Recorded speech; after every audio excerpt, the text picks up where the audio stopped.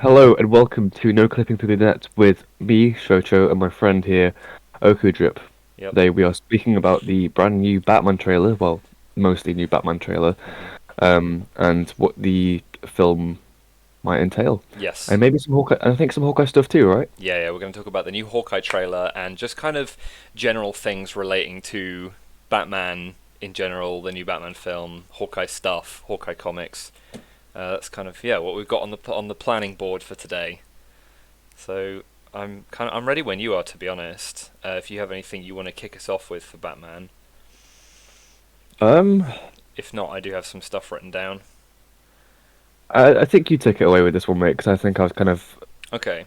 a bit with this Batman stuff last time. Yeah. So something I had written down, right, which is like really exciting to me, was you know how one of the things that has been released about the new Batman film is like there's going to be narration from Batman throughout the film, right? This is really exciting to me because I think in other live action Batman films, there's not so much space for that because it's like, look at him kick and punch people and look at him do scary Batman things. And we're not like, I mean, at least speaking in my experience watching Batfleck, I don't think we're inside his head so much. Um, but inside Batman's head is a fun place to be, and if you've played the Arkham games, then you know that, like, you know that for sure.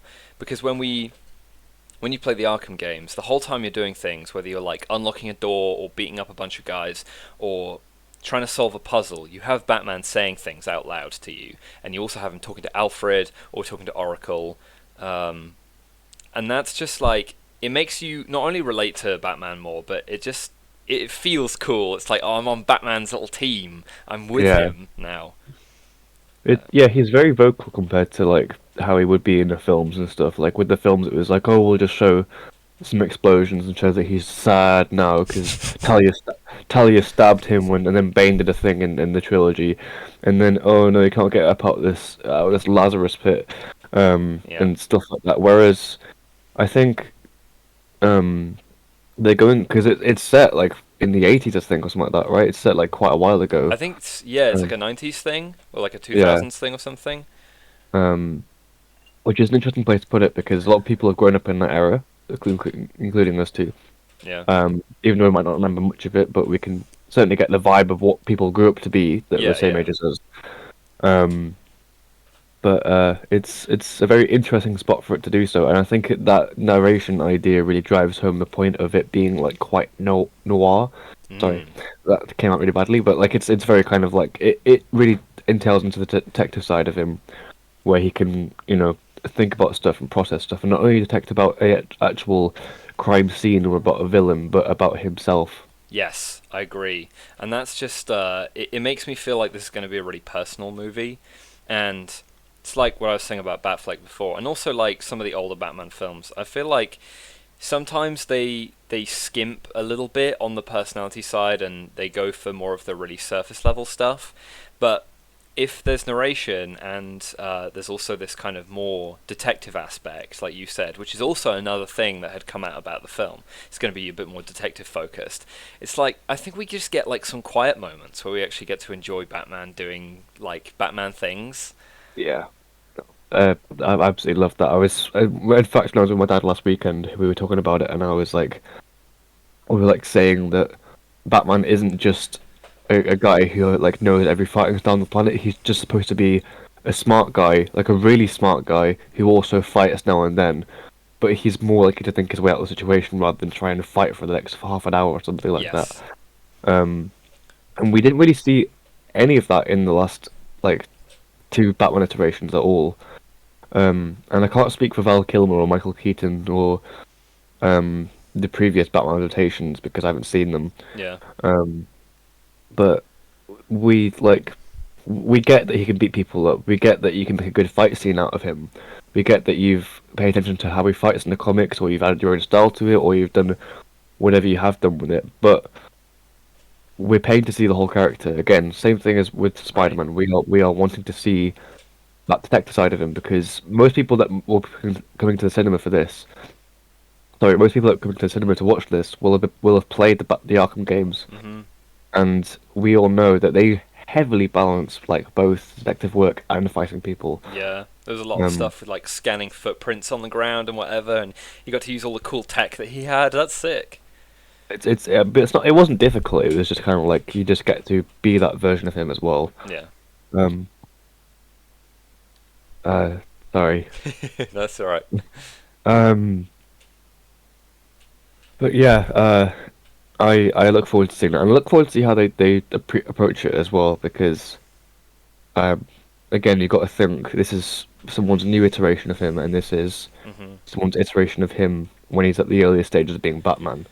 Like Yes. you see that in his boots. His boots they look very Batman-y. But like, Mm. and again, what does Batman even wear when he fights people like Crocs or something? I don't know. Like, Got his little clogs on. yeah, that's it. Um, sorry, but pass it back to you, mate. If you've got anything you want to say about that. No, I mean, I was just thinking. I watched like a few, probably maybe a month ago, a month or two ago. I watched the 1989 Michael Keaton Batman film for the first time, and I think just to kind of fill in a gap because you said you hadn't seen those films. I haven't seen his sequel or the Val Kilmer film or like the other one they did with whoever else it was, but he had personality definitely, but they went for, at least how I see it, they went for a bit of like a lover boy angle where he was like a massive element of the film was him falling in love with this woman. I actually can't remember her name. I don't know if it was Vale. Vicky Vale, right? Yeah, the reporter lady. I know because I have the Prince album for that film, and it's an amazing Oh, soundtrack. okay, nice. Uh, But Go on, yeah, sorry. so he no, that's don't worry about it. But they kind of had a lover boy angle to it, which is fine. But I think there are other places you can take Batman, and yeah, fair enough. It was 1989. I'm not going to fault them for it, but I'm so excited to see where Batman can go in a film that's been developed in like the modern day. It's with a modern film comes like modern tropes and stuff, and I just think it's going to be something we haven't seen before. They've worked on it long enough. I think they've probably managed to come up with something interesting. I mean, we from what I've already seen, it looks very, very interesting. Like, there's like, I just watched the trailer like before we started this, and like,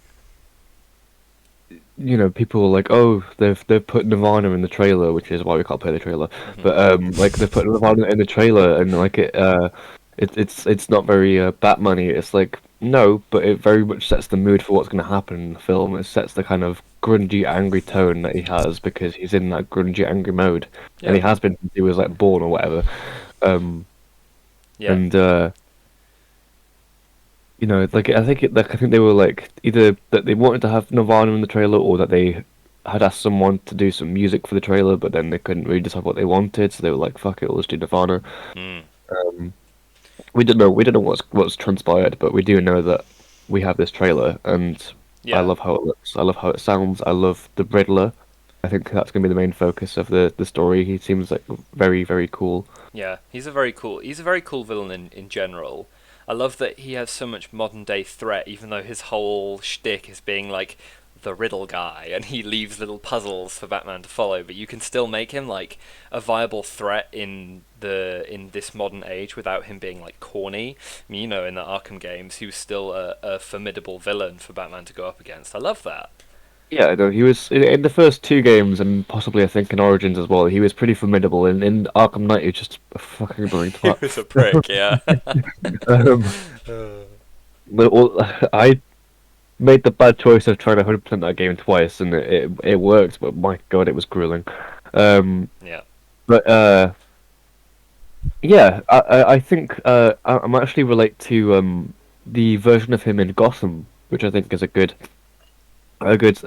comparison because that Mm, guy was like creepy and weird and stuff like that, and I think this guy seems like the same kind of vibe. yeah. Um, I love how the trailer starts out with like the duct tape ripping and the logo is kind of moving to the tempo of it or whatever. The rhythm, sorry. I love how that starts out like some kind of strange horror film, and you know, really setting that side up for the Riddler, and then the weird booming kind of megaphone voice of him saying, "If you are justice, please do not lie. What is the price for Yes. your blind eye?" I think it was, and I absolutely love that line. I absolutely love it. It's awesome, and it really sets the tone for someone challenging. I think this is going to be a good first challenge for Batman, Mm. um, or this Batman anyway. And it is kind of his first real big deal, isn't it? Because this is kind of meant to be very early in his career, which I think they've really made a good choice going for the super edgy look because it's like right out of the gates Batman. He's raw, and I think you're right. It is going to be like an awesome challenge, and I think we'll probably see him just like have to scrape his way up throughout the film until he finally gets to the Riddler and finds him at the end. And I'd love to just. It reminds me of if I can just make this concise without rambling on for 10 minutes. It reminds me of Daredevil, the way that, especially in the first season, Matt has to like scrape his way up until he gets to Fisk, and he has to fight through all of these layers and stuff. And it kind of it makes me think, just this kind of concept of it being his first big challenge, and the Riddler being a very behind the scenes villain. It makes me think we could get something like that, and I love that. It really puts your hero through the sandpaper, and they come out at the end a lot, kind of tougher, I guess. It's just you kind of get what I'm saying. It's like the Daredevil effect. He comes out at the end really sort of grizzled. Yeah, well, yeah. I mean, I think you mean Grizzled is like different. Like he's definitely changed. Yes, yes. Um, and yeah, no, I absolutely agree. That's a good comparison to make as well with the behind the scenes villain.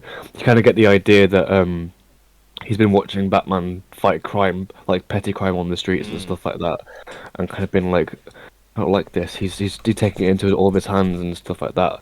So how about I flip his wallet upside down and something like that? Not in the fun Fresh Prince of Bel-Air kind of way, but in like the more I'm gonna commit serious homicide. Um, Yeah. um, Uh, but yeah, no, I mean we don't really have. I mean, like, all we can really do, I think, is on the case of Riddler, is either speak about his game adaptations or him in Gotham, which I haven't actually finished, but I know quite a good bit of the vibe of what they're trying to produce. Um, but I think that not going right out the bat, pun intended, um, not going right out with Joker was a really good idea because Joker's meant to be appearing when Batman's kind of at his peak, so to mm, speak. yeah. Um, and he should kind of be around in my timeline anyway. Should be like during the time that Dick is Robin, um, and Yeah. then I obviously agree with that. there's the stuff with Jason Todd, which is a little bit fun. You need Joker Um, for that. You can't have Jason's arc you can't, without Joker. So I agree. I'm glad that they've gone for someone a little bit smaller scale. Not to say that the Riddler isn't a horrifying threat, but nobody's quite like the Joker. Um, so yeah, I like that. I like that they're saving him because also we've seen a lot of Joker in recent memory. He was in the Snyder cut. He had that little appearance. He had his whole thing in Suicide Squad. And then even though it was like a decade ago now, over a decade ago, I think Heath Ledger's Joker is still so prominent in people's memories as like such an amazing job, that with that and Jared Leto stacked on top and the Joker from Gotham, I think you just need to let that sit for a bit. Focus on something else. Don't overwork people. are we not going to talk about Phoenix's Joker, or is Yes, he? I haven't Or is seen he? that film, so it slipped my mind. But that's another layer. What? I still haven't You seen haven't? Joker. I still haven't Oh seen my Joker. god! I thought you would have been like the one of the people on this planet to fucking see it. You know? No, Jeez. I still have yet to Oh. do it. But I've seen all the memes. Yeah, it completely slipped my mind. But you're right. That is another layer of kind of Joker media that was done well. Yeah, And I mean, it was like the whole idea was that it breaks rules and boundaries and kind of like, even though it endears us to the character of Joker, it kind of makes you realize that, wait, that's his point, this is his story, he's telling it how he wants to tell it, so of course it's going to be a little bit iffy and a bit weird. yes, Um, but yeah, you're right, there is a lot to live up to, and I think what they're trying to do is somewhat prove that this Batman's, or like I think they want to prove to not just their ratings and how much money they can make, but like kind of, see if Patterson's still up for another sequel, see if, people enjoy it, see if it works, see if um they can bounce off ideas and stuff like that. Because again, Joker is a big villain to build up to, and I think there are some good stories that they can tell before that. yes, But they do have some of the cool villains. You see Catwoman and the Penguin, um, And we do see some guys in clown makeup, which is pretty interesting. Yeah, see, that threw me off at first because I originally, when I saw all of that and I saw pictures from the trailer and stuff, I thought, oh, so this is a Joker thing because there's clown guys, but then no. So maybe maybe it's just coincidence. I don't know how likely that is when you're making a Batman film and you throw in clown imagery. I don't know how likely it is that that's just a coincidence and you just chose to do something clown related without it being related to the Joker, but it is confusing because it does make you wonder, even though Joker isn't going to be in this film, like what kind of relation could that have? Again, they could be building up, they could be doing whatever they want with it, but I think that the idea was that um, they wanted to balance between petty crime gangs and the big shot like the Riddler. Mm. In this small scale anyway, because it's just one film. But also, I want to mention that I haven't seen the Snyder Cut because I stopped watching when the worst slow-mo shot I've seen in my entire 20 years of living appeared on Yeah, screen. I was just like, I'm not giving this film another minute of my life. I've never seen it. I didn't bother to watch it because it's like 4 hours I'm never going to get back. Yeah. How much better can the original can it really be when it's just the same film but with added bits and bits that are changed slightly? I mean, we've got to watch ourselves here because we don't want to ramble about the Snyder Cut. But they Okay. did do a lot of focus on Cyborg, and Ray Fisher killed it out of the park, I think. But they kicked him out because he was trying to expose Warner Brothers for being dickheads. Yeah. Um, uh, but yeah, I there was just one scene that I was just like that doesn't move the plot forward in any way. It's just kind of thematic, but not in like a good thematic kind of way. Okay. Um, but if you ever manage to put aside the 4 hours of your life and energy to watch a film that you might not even enjoy, give it a shot. Because I need to give it a shot anyway. I'll be like, right, I'll finish it. I'll see what the black suit looks like. I'll see what the final fights are like and stuff like that. I'll see Joker say society, and then we'll be done for the day, I guess. But like, I just like the only Snyder films that I liked were Batman vs Superman and Man of Steel because they were just perfect. Right. Because like, I mean, how can you get better than those two? Like, and I mean the Ultimate Edition of Batman vs Superman because that one was a lot better than the theatrical Yes, release it that they got. was. I have to say I'm not really a fan of either of those films, but I do prefer Man of Steel. From what I have of that, again, that's another film I've not seen all the way through, but I preferred what I saw of that to what I saw of Batman vs Superman, which I have seen the full extended release because my friend at the time sat me down and was like, we're going to watch this because you said you'd watch it with me and we haven't yet, so we're going to do that. And I got to the end and I was like, but I really appreciate how bold those films were with Marvel's doing their thing. Now let's kick it off with our own thing, and we're not afraid to go big, fast. Whether that was a good choice in the long run, that's a different debate. But I like that they went large and they tried to give us all they had with it, and they gave us a Superman and they gave us a Batman, and the actors at least gave it their all and Yeah, I did their mean, best to bring kind of life to the part. I think what this new Batman film is doing better than the previous iterations of DC films. I mean, after the Nolan trilogy, Yeah. is that it's taking its time to build from the ground up. It's taking its time to introduce the characters and why we should care about his characters. It's the exact same way Marvel did it, Yes.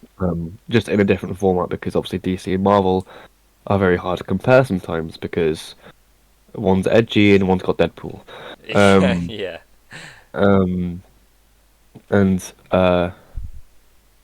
like again, this is like tying into what they want out of the audience is that they want the audience to kind of learn about this version of Batman and not just Batman but Bruce Wayne as well because we do see Bruce Wayne like I think the same amount of time that we see Batman in the trailer actually because like they're both the same person in a weird Mm, way but I think it's gonna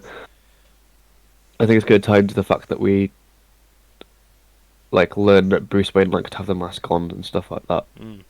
the same way Daredevil likes to beat up people. Yes. um He needs it. It's like yeah. just part of how he kind of gets through life and copes with stuff. Which, yeah, actually, that's a good comparison because that is a really big part of Daredevil. And I would love to see that take. Just super, like, not dependent on violence exactly, but very dependent personally on serving justice and feeling like he is making a change by putting fist prints in people's foreheads, um, and kind of coping with that dependency. I'd love that. It's like the kind of like a drug addict story, but Mm. not quite as you can't show this to children. Yeah, I think I think that's a that's a direction to go into. I think the idea is that this is just like tying into how desperate he is to feel like he's doing the right thing, Mm. to be vengeance, to be, to be this person and stuff like that. And I think the darker tone's already established, and I mean, like the end of the trailer is he's chasing the penguin and stuff, Hmm. and we see the Batmobile in most of its full glory because that thing looks pretty cool. I'm not gonna lie. Um, we see Penguin go like, "Oh, this guy's crazy," and I'm like, "That's pretty like that's very Christopher Nolan of you," because it reminds me of the scene from the Nolan trilogy. I think it was Dark Knight where they're in the tunnel, Hmm. where, when the guys and the bikes have been stolen and stuff like that, and like, Yes. oh, basically there's two cops in this car, and like one's like a old veteran and the other one's like a young rookie. Mm. And the guy's like, "Oh, why are the lights all going out?" And like it's all like sequential. It's like and then Mm. like back on again like that. Um, and then like the kid's like, "What's going on?" And the other guy's like, "Oh, you are in a show. Like you're in for a show tonight." So I'm like, "Yeah." Everyone knows. Like, "Yeah, we are. Yeah, it's Right. Right. Batman. Yeah, yeah." Um, I think it reminded me of that a bit because it was just that kind of, you know, it's you get used to a scene. Like, let's say, um, used to a scene of like a tunnel and the tunnels all lit up and stuff like that. If you just Mm. had Batman going through with that and like, oh cool, it's Batman, it's like, oh cool, Batman's just beating people up and saving the hostages and stuff. But Batman loves the dramatic effect. We all know Yes. that. Yeah. A really And I big think that part of his tactics is fear tactics. Yeah. and just looking cool. So I Yeah. think True. that's Though. True. I mean that was the same case with the Arkham games as well. Was that he would always have like he'd always make a dramatic entrance back in, like when in Arkham Knight he's like, I want to even the odds. The cop's like, oh, what are you on about? He's like, just presses the button and falls off the building. He's like, oh my god, he's dead, and he just hit, boom, and like this massive tank comes flying out of nowhere. Yeah. Um, So cool. like it is very cool. I think they want to establish this version's like because I think this Batman knows about fear, but I think he's conquered it. No, I I think doubt I it. think he has the raw energy and the vengeance and the anger and the technology and the means to do so, but fear is a completely different thing that I think is fully established, or I think grounded at least when the Scarecrow comes into play, Mm. um, because Scarecrow is a very big part of it. Um, Yeah, I would agree with that. I think when you look at older iterations of Batman, like just for example, one that I'm thinking of is Young Justice. Batman in that show. He's like older, and as the seasons goes on and more Robins come through, he's older and older, and he's a very like calm presence. Obviously, take into account that in that show he's not one of the main characters, and they can't really delve deep into his psyche in a show like that. But in any scene that he's in or any fight that he's in, he's like a very sort of sure presence. He's one of the kind of leading minds of the operation, and he has a lot to say in terms of like tactics and staying cool, and taking a fight your way. But I think with a Batman that's younger, he hasn't had so much time to build up that sense of surety within himself and within like leading a team. So he's more prone to be erratic, a little bit reckless, I think is a key word. And I'm kind of almost fully expecting him to be very reckless in this film because it's his first big villain takedown, and he's got a lot to prove to, I guess, himself more than anything. yeah, I think there'll probably be a scene or two in there where we'll see him do a thing and he'll be like, oh, that was cool, and everyone in the audience will be like, yeah, that was really cool. And Um, Alfred's like, "Sir, maybe don't try doing that one again." and he's going to do it again. Yeah, exactly. um, I think the other interesting thing was that people's response to seeing Jim Gordon as a black man this time, as opposed to like, because I'm pretty sure that is Jim Gordon, right? Yes, I think it is. Um, What and were like, people's responses? I kind of haven't well, looked at any of that. I didn't see much of it. I mean, I don't see that. Like, I'm not saying people being racist and stuff. I think people were just like, "Oh, what? Like, he's black." You know, it's like, dude, it does not fucking matter what color Jim Gordon is. Um, like he can be blue for all I fucking care. But Yeah. his whole idea is to have that weird understanding with Batman and have that weird origin story with Bruce Wayne. Um, and like that's the point I think they're trying to make is that this is still this is just more realistic at this point. You can't Yes. like like or what like you like I, it's if you're gonna be like really iffy about what color a person is because people were like they're making Superman black now and I'm like okay that's kind of weird because it's not a different version of Superman, it's the actual Clark Kent Yes. version of Superman, Yeah, and which there is a different version of Superman. I can't remember his name. It's like Calvin Ellis, I think, or something like that. And he is a Superman from a different Earth, a different universe, and he is black. So it's kind of weird not to use him if you're doing a black Superman film. But then, like you're saying, who really cares? Because as long as they get the character right, it doesn't really matter so much. it doesn't it's like I think they could still do the same thing like if you just put a very good actor who had the same capacity as whoever is portraying Jim Gordon in this, I think it would just be the same film.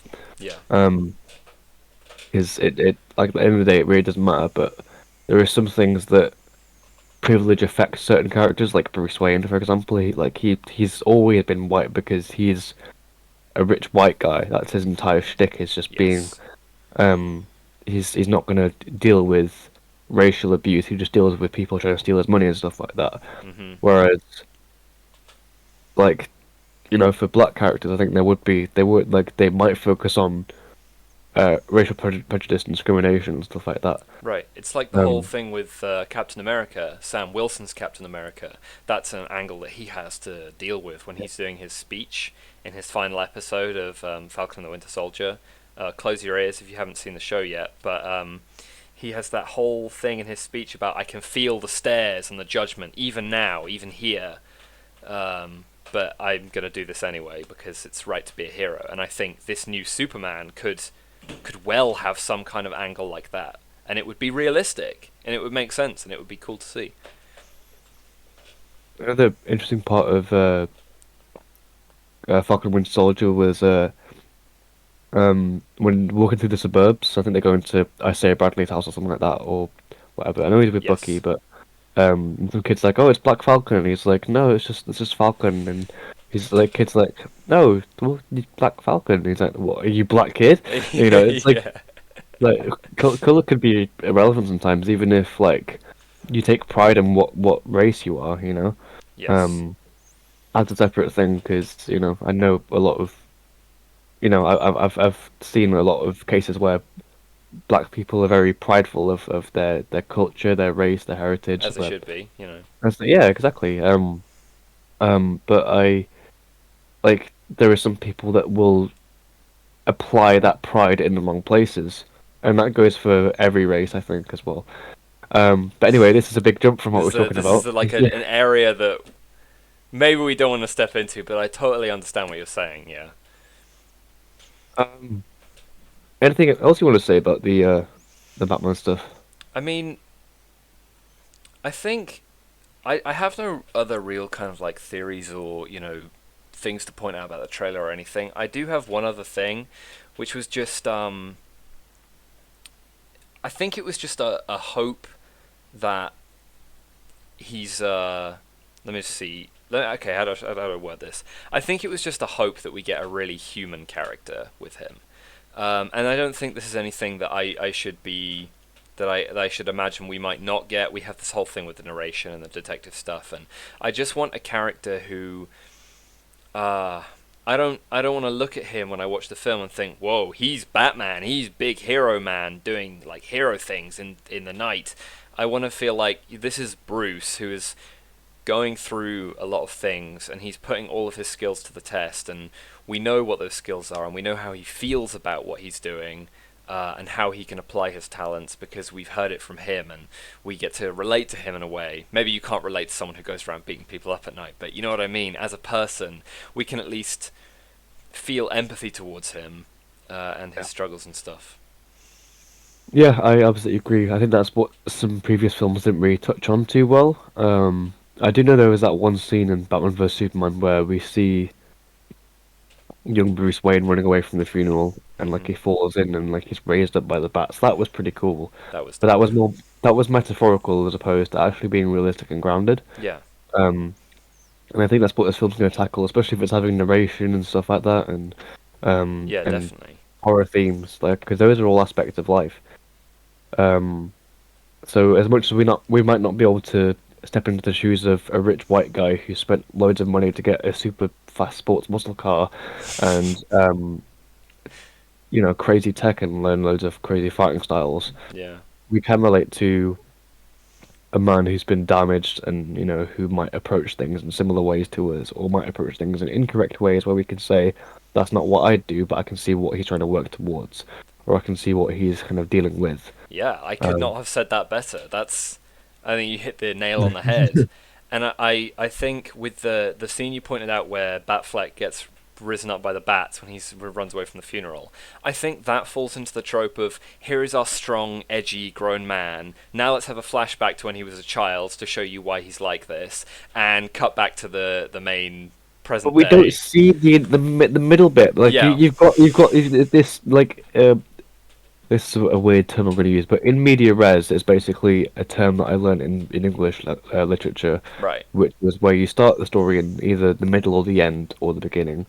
Um, and a lot of things do that, and it'll have flashbacks and stuff like that. But there's no fucking middle part for Batfleck. Yeah, It's just kid who's angry and sad and who's got a really bad haircut to grumpy Batman who will say you speak to fish and then will do like Batman things. It's like why does he kill people? yeah. It was Why is crap. Jason Todd dead? What again? Your point before where they were saying they were having a bold statement of having these films be this grandiose and this kind of whatever was a great idea, but they went about that energy in a really really bad way that made Yes. no sense as to why we should care about his characters. And I think that's what this film's going to do. That's why Marvel. That's why we talk about Marvel so much because we had so much to say for that episode. You all know that, but because we all fucking cared about it so much because it was just like they've given us a reason to enjoy these characters. They've done the casting to a T. Like it's insanely good. Everyone's solved their points. Everyone's like contributed to this massive, massive universe, and in Yeah. fact now universe is um like they like I'm that's why I'm kind of worried about DC and Warner Brothers is because they can have really strong ideas like this, and then they're gonna make just some really weird films later on and stuff like that. Yeah, and it's so hard to figure out where DC is going to be at in like another 10 years because with Marvel they've taken the time, they've built their universe, they've done their job. With DC, Warner Brothers like jumped into the big team up movies with BVS, right? And then they had Justice League very shortly after, and then after they'd collected their little group of DCEU films, they were like, this isn't really working anymore. So let's reboot Batman. We'll do that. And collapse the DCEU. But actually, we're not going to collapse the DCEU. We're going to keep making movies in it, but we just don't know where this is all leading to. And so, how can you have faith in that? I love some of those characters. I can say fully, admittedly, I'm much more of a Marvel person than a DC person, but I really care about some of those characters. A lot of people care about those characters. Yeah, where do you go? So I'm just excited to see this Batman movie be like a new start for at least something, even if it's just a new trilogy of Batman films. Yeah, I mean, it might not even just be a trilogy. It might be if they actually do it right and pull their heads out their asses, it could be something a lot bigger. Yes. It's like again, they've started at a really strong spot, and that strong spot is why we should care about as Batman. and like, because no other series, well, I say no other series. I mean, I guess Nolan's version of Batman did touch upon why he's doing all the fear stuff, where he got his armor from, Yeah. where he learned his training and stuff like that. And they did do some emotional stuff there as well. There was some nice like human bits, but this is grittier. Mhm. This is a lot grittier. This is less action movie star and cool quips, and Batman saying, who said anything about stopping the train?" and then jumps off and then very fucking dies. Um, you know, um, it's no longer like stuff that's just like that grandiose. It is now in a small little world. In fact, just Gotham. It's not going anywhere else. I don't think anyway. No, I I don't think think so. if they do go anywhere else, it's probably going to be like for a flashback or for like just to move the story forward or to see why he's got that certain ability. Um, but I think they want to establish this vibe of Gotham. I think Mhm. they want to establish, why these villains are doing their thing. I think they might do a lot of hand-in-hand stuff with the comics because Catwoman looks very comic accurate. I love the look of Catwoman; she looks really cool. Um, Also, freaking Zoe Kravitz, right? Yes, I believe that's how you say that.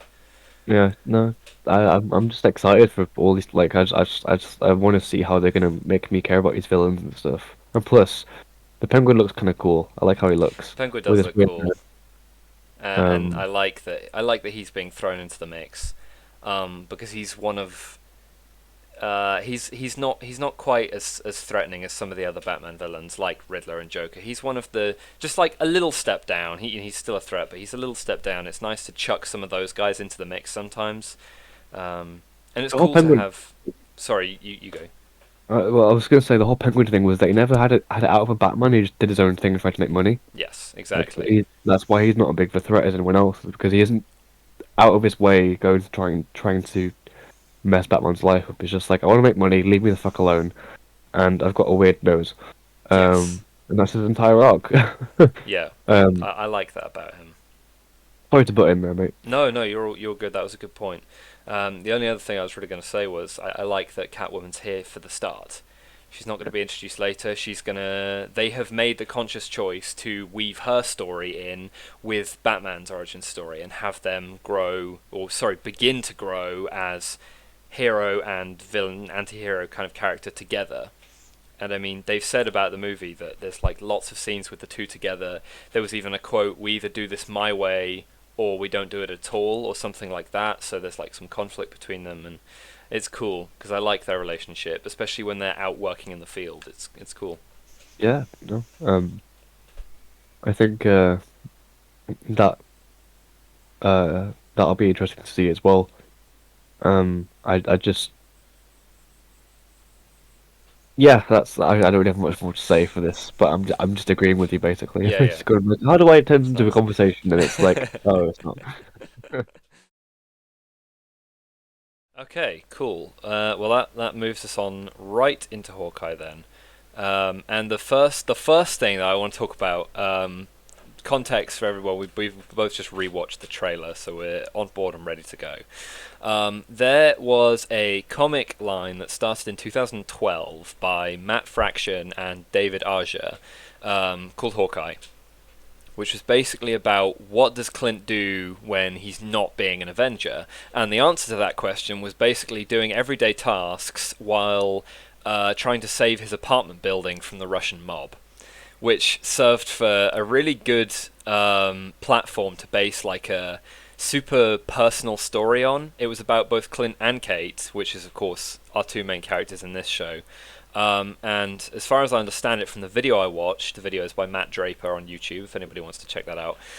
He kind of says about how it's superheroics out the window, interpersonal dynamics in, even when action is taking like center stage. These interpersonal kind of relations and dynamics have a really big point, kind of a really big standing in the comic line. And as far as I can see from watching this trailer, it looks like they're at least taking inspiration from that comic line. I think I know what you're on about. I think Yeah? I do.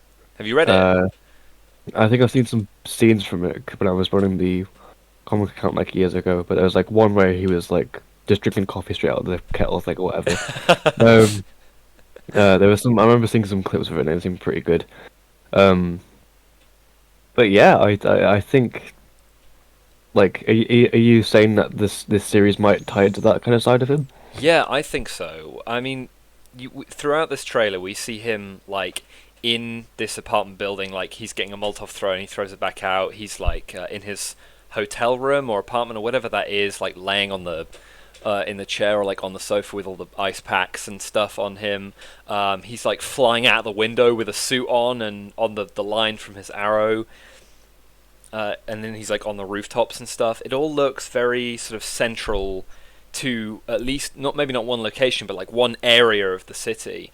And I think this gives us like so much space to do what this comic line did, where they can focus on his personality, give him more of a personality than we've seen so far in the MCU. I know it's been like since 2010, but it's I guess they've decided it's finally time. Yeah. No, it like the version of Hawkeye that we saw in the MCU before this trailer anyway was um they made the earliest part of him pretty one-dimensional. I'm not gonna lie. He was like, oh, he says a funny thing now and then, and they really kind of started to actually focus on him when it came to Age of Ultron Yes. because he had a lot more to say in that one. He had a lot more to do. He wasn't just he wasn't just like, oh, I shoot arrows and I can do look shots like Legolas. Yeah. Um, he was Yeah, he was just kind of like the funny archer guy. yeah, he was. Sorry. That's right, don't worry. Like, uh, but like they did a bit more with him in Infinity War and with Endgame as well. Um, I think that with Endgame we got to see a much different side of him when they were on I forget what the planet's called, but when they were getting the Soul Stone with Astra. Um, Vormir, that's it. that's it. Um, like that was a very different version of him. Like it was like him coming to terms with what he'd have to do. Hmm. I think it was both of them doing so, but one was ready to actually let go, and the other one was just saying, "I'll do it," but realistically he couldn't. Yes. I think you're right about Ultron being like the first movie where he started to blossom a bit as a character, because he has pretty much no personality in the original Thor movie. He's just there as like a this guy's here. Um, and then in Avengers, he spends like a large amount of the first Avengers movie being a villain who's just being mind controlled to do whatever Loki wants, which is an interesting move. But Yeah, with Ultron, we have the family angle, and then that's kind of shown to us not just through his own family, but with the way he interacts with Quicksilver and Scarlet Witch as well in that film, and kind of takes on this sort of parental role. And he has that scene in the shed, or that little house, whatever it is, with them. He's like, if you walk out that door, you're an Avenger, or you yeah. know what I'm talking about? Uh, Yeah. I think and you're right. He does have that fantastic sequence on Vormir with Natasha, but I personally, I don't know if you agree with me, but I still don't feel like we're there with him yet. Like I feel like there's just so many layers underneath that we haven't explored, and I guess maybe Marvel Studios never just quite saw him as important enough within the MCU because they wanted to focus on their other characters a bit more. I think that either that or the directors of each film were like, I want to focus on the big ones because everyone wants to focus on the big one. I mean, if you're writing a film and you're all giddy and excited, and you get to, like, I get to write a film with six Avengers, Yeah. and it was with Nick Fury and Maria Hill and all this stuff. Like, whoa! And of course, you're gonna focus on the biggest ones. Like the entirety of the Chitauri invasion fight scene in Avengers is just mostly the other five and barely. Sorry, the other four, barely even Natasha and Clint. Yes. Um, Clint well, like by far is the one who has the least to do. He sits on that one corner on a rooftop for nearly the entire fight. he's like pew pew pew. I'm doing arrow stuff, and everyone's like, wow, you're doing arrow stuff. Like, what else Yeah. can you do? um, Oh man. and like yeah, we see a bit more of him humanized in. Well, I say a bit more. Yeah, he is quite a bit more humanized in Age of Ultron when he's actually giving a pep talk to Maximoff. And then in a Civil War, we see a little bit more of him kind of being real, but Mm. I don't really like Civil War too much as a film. I'm not gonna lie to you. Yeah, it's okay. Some stuff I really love about it, and there's a lot of things which I wish had been done a little bit differently. But go on. I just hated the music for the fight scene at the airport. It was just too, it's funny, comical, it's funny bits happening now. This isn't meant to be a fucking funny film. They are No. like they're seriously at an impasse of whether they should sell themselves or they should stay free and out of the law. And there are consequences that they pay, but that entire airport fight scene, it like I wouldn't change any of like I mean okay I probably would change some parts of it, but the music I just hate the music. It's just like it's just kind of like funny, comedy time music as opposed to like this is serious shit and like now we're in a like I mean the scene ends with a seriously serious thing Mm. of Rhodey getting Getting like shot down. yeah he almost dies pretty much um and we see that uh that Cap and Tony didn't reconcile until Endgame, Right. which is a long time for us. That's a long time for us. Because that was pretty much 5 years, right? It was 5 years plus the 2 years between Infinity War and Civil War. Uh, seven. So it's a really long time to figure out how many years that was there. But yeah, that's 7 years of not speaking to each other, which is insane. Yep. But just to kind of bring it back to old Clinty Oh, yeah. boy. No, don't worry. It kind of struck me upon my most recent rewatch of Civil War when I was rewatching a lot of Marvel films a month or two ago that he's in a lot less than I thought he was for some reason. Like looking back, I thought he must. I think in my head I was like, oh, he must have had another big film like Black Widow did with Captain America 2, The Winter Soldier, right? You know, she was one of the main heroes in that film. And I think looking back, I was like, well, Hawkeye must have had something like that. But, you know, he's not in that film, which is the one he was most likely to be in. He's not in Iron Man 3. He's obviously not in Dark World or Guardians of the Galaxy. And then what are you left with? Then we're at Ultron. That's it. And he's not in Ant-Man after that either. He's kind of a character who only comes into the very big films because they need him, or you know something's happening and he's called back to action. Um, but even then, I don't think he's not in Infinity War, is he? Apart from no, actually, I don't think he's in Infinity War, is he? He isn't out, I think, anyway. No, he's in Endgame, obviously, but Yeah. yeah, he's not in Infinity War because he's doing family stuff, which is like insane to me. It's like he's one of the original six Avengers, and he's incredibly underutilized. Because even Hulk, after getting booted off in Age of Ultron, they brought him back in a massive way in Ragnarok, right? He's one of the stars of that film.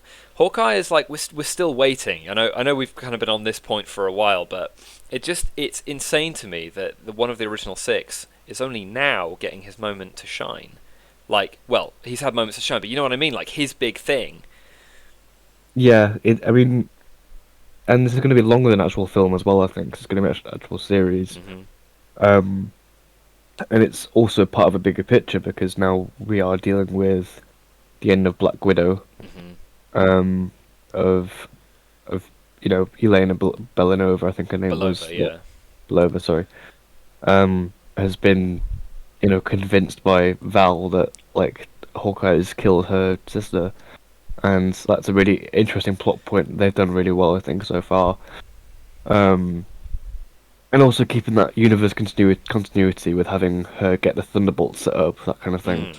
Yes. Um, I need to actually have a look into them because I need to see who else we need to be looking for. Because I believe Baron Zemo is a Thunderbolt as well, right? Yes. Yeah, he's a big part of it. And I think a really exciting thing about that is that he's currently in the raft, right? After at the end of Falcon and the Winter Soldier, he's in the raft, and the raft is owned by Thunderbolt Ross. And Thunderbolt Ross is where the Thunderbolts get their name from because he helps kind of finance that and set that team up. So I think we're closer to it than people realize, and I would be really interested to see, since we're on the topic of the Thunderbolts and Yelena and stuff, whether because she's not going to kill him. I think that would be highly unlikely. As to whether her and Clint end up going to the Thunderbolts together, as to whether she ends up managing to recruit him for kind of like Avengers, but a little bit more covert and wacky. That would fit his character. I think so, right? Yeah. And then we could see Kate go off to be a part of the Young Avengers, and yeah, That's not a bad theory. That's not a bad theory, actually. It's not a bad, like, idea of what could happen. I think that's a pretty solid direction for them to go. Because there's nothing left for Clint, really. Like, most of the OG are dead. yeah, Um, and the other two of them are...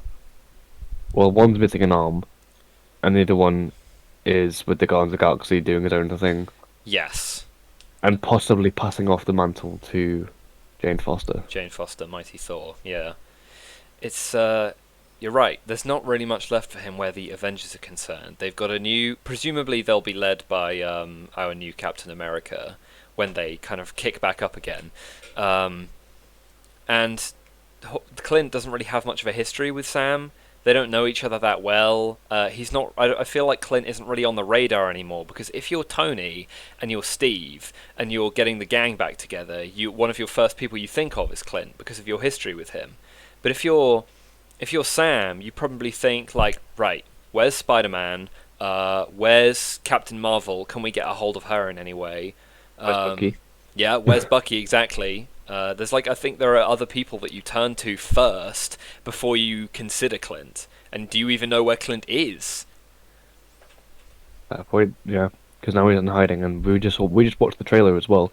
Again, we've already said that, but like we just watched the trailer, and now we see it starting off with him trying to spend time with his family, but his wife isn't present. So either that means she's not with him, or that he didn't want a contract with Marvel again. Yeah, um, that's I'm not, true. I'm not sure what the situation is, but like basically all we know is that she's not there, and they're working with that idea.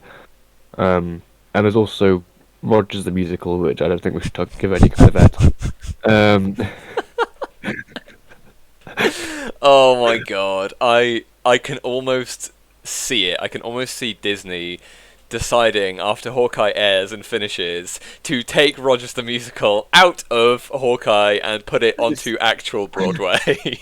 They're just like, oh yeah, that's a funny little thing to do, and they're like, Yeah, yeah, literally.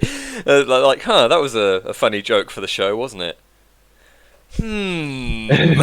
Looking at their wallet. or they're just like, what kind of Z-list actors can we get for this film? Oh. Where's Andrew Lloyd Webber when you need him? Oh god, literally. I wonder what that guy's up to these days. Is he still like writing musicals and stuff? I don't know. I think it's gonna be Mike Rogers though. At some point. I would not go and see that, but I would kill to see someone review that musical if it was made real. Yeah. Okay. So I want to take us on to something else Sorry, about Claude, that was Hawkeye. just us goofing around. Sorry. Being a bit silly wacky. So there are the kind of like half confirmed, half not rumors about Vincent D'Onofrio returning to play Wilson Fisk, right? And there was a lot of stuff recently of people like digging through his liked tweets and stuff and like looking at what he was actually tweeting recently to see if they could find clues about him being in Hawkeye or whatever. I think he liked some kind of tweet about it, but that's not my main point. What I want to talk about is if he were to appear in this show, how we would expect him to be presented, right? Because his can I give my take on it, or did you have any thoughts you wanted to go with? Go ahead. Okay, Go ahead. because here's my theory, right? I think if you're bringing Fisk in, this trailer shows no clear main villain, right? We don't see a main villain yet. We see one shot of Echo when she's in red light, and it's very close up to her face, and she's just like staring slightly off to the side, and then we cut back to Clint, whatever, blah blah blah. we have other characters, but we have no Yelena and we have no Fisk if he is actually in it, of course. Um, and my take is that you don't want to do him quite as dramatically as you did him in Daredevil. In that show, he is the Kingpin. He is this massively overwhelming force for heroes who are trying to balance like taking him down through the legal proceedings kind of way, and also taking him down by beating him up and beating up his people in the dead of night in the streets. And he was scary. Like, even you don't even have to see the whole show to know that. You watch the first season, you watch half the first season, you know he's terrifying. He just appears in your house and kills you if you slag him off in public, and nobody can do anything about it because you. Right, exactly. And it's scary and it's upsetting. And I think they built him up to be such a horrifying force to deal with. I think with a show like Hawkeye, where you're just slotting him into a universe that's been going on for so long, you don't want to make too big of a splash, right? I think you take everything he is in Daredevil, you tone him down just a little bit so that he's still scary and threatening, but he's not quite this like nightmare in the true sense of the word. And you have him and Hawkeye kind of go head to head. Maybe he's leading the Russian mob, if they are doing a Russian mob thing. If it's a mob thing at all, maybe he's leading them. And he still has this kind of like mafia, head of the mob, behind the scenes kind of threat, but he's not so scary. I'm babbling on, but you get what I'm saying. I think they just have to tone him down a little bit, and like he's perfect. Because this show is going very street level, as far as I can tell. Yeah, I think he'll be, again, maybe they'll do him behind the scenes how they do everything, which is probably the best way to do it, because they're good at doing that. Yeah. But I think when it comes to an interaction with Clint and Kingpin, it'll be Kingpin monologuing about something very serious and blah blah blah blah, and Clint's just on his phone texting someone or something. Yeah, literally. It's like I just can't be asked today. But I wanted to say as well, I do like that we're seeing the side of Clint, that we're just seeing him as like, I am too tired to exist. Yes, here we are. And I think that'll coincide well with Kingpin's look. Also, I would absolutely kill to see Kingpin in his like comic accurate white suit with the like purple shirt, because it's actually not a bad look. Yeah, the purple shirt is really cool. Like it's I think they could rock it in some way. But yeah, I mean, rumors are just rumors at this point, I'm afraid to say. As much as it's fun to, as much as the Spider-Man stream was just us theorizing about stuff and like, going crazy and stuff like that, even though it's pretty much kind of confirmed from a super certain video we've seen online. Yes. So you have like wet blood. That's it. That's what everyone's talking about. Which is, anyway. We'll go back in time. We record that podcast. If only that fucking theory came out by that time we'd done that. Before the time we did that we could podcast, have put that in. That would have been an extra hour and a half going like, Yeah, but I agree. There is only so much you can do with rumors, but I mean, yeah, it is fun to talk about. I think you're hitting the nail on the head with the kind of like. Can I just put in? Sorry. Yeah, Can go I just put ahead. in? Sorry. This if they do play the cards right and get certain people back into the universe, they could tie up, because 3 of Kingpin's antagonists are Spider-Man, Hawkeye, and Daredevil. Really, is Hawkeye like a usual? He's appeared a couple of times, but I know Okay. that certain Daredevil and Spider-Man are. So there's a way that they can actually make Spider-Man and Clint interact, which would be pretty cool. Yeah. I don't know. I agree with that. There's something weird that they're doing, but I wanted to say as well that I like that they're putting Hawkeye in his little world. He's not taking on big threats like Mysterio. He's not taking on fucking Kang the Conqueror or anything like that. He's just in his own little, like you're saying, petty criminal world of doing mafia shit Yeah, and just and I messing think about. it's not unfair to say that he would be well out of his depth trying to take on someone like Mysterio and Kang, but like. That's okay. Not everybody has to be able to take on these massive threats. If they want to kind of put him down to this level and make him deal with this little kind of street level stuff like Daredevil would, or like Luke Cage, Jessica Jones, Iron Fist, like they would, then it's like I'm fine with that, and I think that's cool. And It's awesome because Marvel Netflix did the street level crime and street level heroes so well. I really miss it. I'm It was a looking forward to golden seeing it time. back. Yeah, I agree. It was a very good time. I mean, at the forefront of my thought process for that are Luke Cage and Daredevil because I haven't watched Jessica Jones, and I will not give Iron Fist another second of my life. Because it was really cool in Karate Kid, but then it was just like, what do? How right? We Yeah, haven't. um, he was pretty bad. yeah, he was pretty terrible. And then in Defenders, they were just like, look how cool he is, look how much he can fight. It's like, yeah, but Uh, that first season still sucked. I hate the way he interacts. Sorry to just go on a very quick tangent, It's but I alright. hate the way that Danny interacts with people. Like, if he's not being a piece of cardboard, he's being too edgy. He, like, in the first episode of Defenders, he gets on the plane after he's like been running around in the sewers with Colleen looking for the hand. He gets on the plane with her and he's like, but I failed. I couldn't save him. And it's like I don't know if it's your acting or if it's the directing, but you're not there, you're not nailing it, and you look like you read like a fan fiction that someone who's maybe 14 or 15 wrote, and they thought it was really sick in like 2012 kind of era, but it's not, and he's not there, and he's not on the mark, he's not nailed it in any way, and I hate him. I wish he didn't exist. Ew, welcome to the part of the podcast where we shit on Iron Fist for like Yeah, half an hour. I fucking hate that show, but Yeah, you're right. It is written like a sequentially terrible fan fiction, and it just kind of like it's like, oh look at this cool thing, and there's a dragon, but we don't see it, yeah, and and like he uses this really cool glowing fist. It's like yeah, but only sometimes. only sometimes.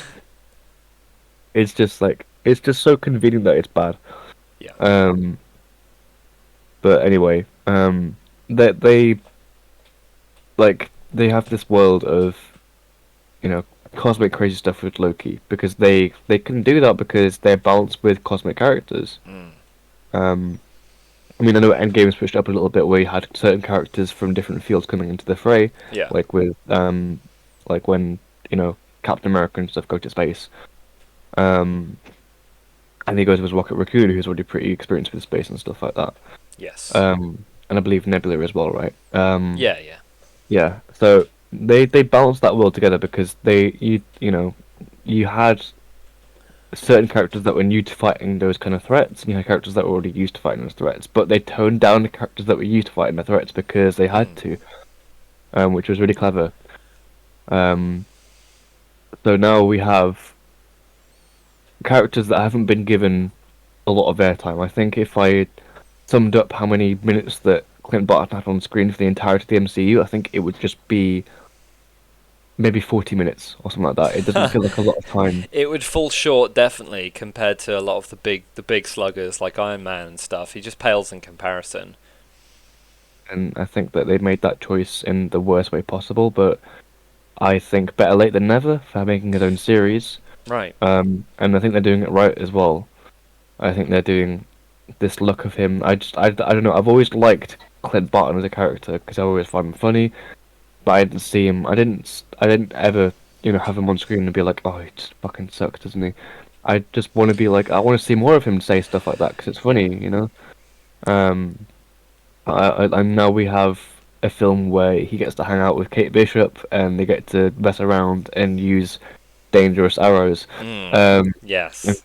like the acting's really good, and also I've got a massive crush on Haley Steinfeld, so we're not gonna talk about that for now. She's gonna kill Uh, it. She's gonna absolutely fucking she nail is, it, I yeah. think.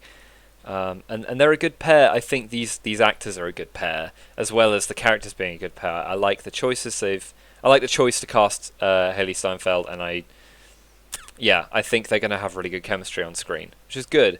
In the comic line from 2012 we were talking about earlier, one of the points of their dynamic is that Kate kind of pushes Clint to be a better person whilst also dealing like with her own issues at the same time, and she's a very good character in that sense that she's like a compelling person with her own issues, but she also has a fantastic relationship with Clint, and sure, we're only going off one trailer, but like I feel like they're gonna nail it, and both these characters are gonna find their kind of niche of the kind of threats that they deal with, and I love it. I love what we're seeing. Yeah, me too. I just well, like when I first saw it, I was like, this looks great. When we watched it again before jumping back into the podcast, like I was just like, yeah, this reminds me of Ant-Man in a weird way, but like, Yeah, um, I like what they're doing. I like this again, this grounded world, and it's weird to say, like it's weird to think when you kind of like look at it from the outside perspective of, oh, you want to see people fight people that don't have superpowers. It's like, yeah, we do, because like any screen time for any character is good screen time hmm, if they do it right, and if right. they balance those threats well, because we've had screen time for more characters and they've been written terribly sometimes. Um, and I just think that I don't know. I'm just looking forward to it. I like the look of it. I like that it's set at Christmas time. I like that they can riff on jokes like that. Yes. I like that there's this little atmosphere, this little world building it's got. It's I like that. I like that. Kate Bishop had stolen the Ronin outfit or made her own Ronin outfit, Mm. and like she was like, "Oh, you're Hawkeye." It's like, yeah, of course they're gonna fucking turn up and find you. You're doing some crazy stuff. Um, Yeah, I think that's dope. I love that also we can jump right in to their dynamic of them together fighting crime. We don't have to have like the obligatory training montage of here's a character who's never thrown a punch in her life. Now watch Clint Barton teach her how to throw a punch. Like she clearly knows what she's doing already. We see her beating on people in the Ronin outfit before he gets to her. yeah, no, it's. I mean, I think it's gonna be some like he's gonna like try and like fine tune some of her abilities and stuff like that. Definitely, yeah. But I'm But really glad that we're not building her completely up from yeah, the the the ground. pacing isn't held back by building up another character who we already know is gonna be so prevalent in the series.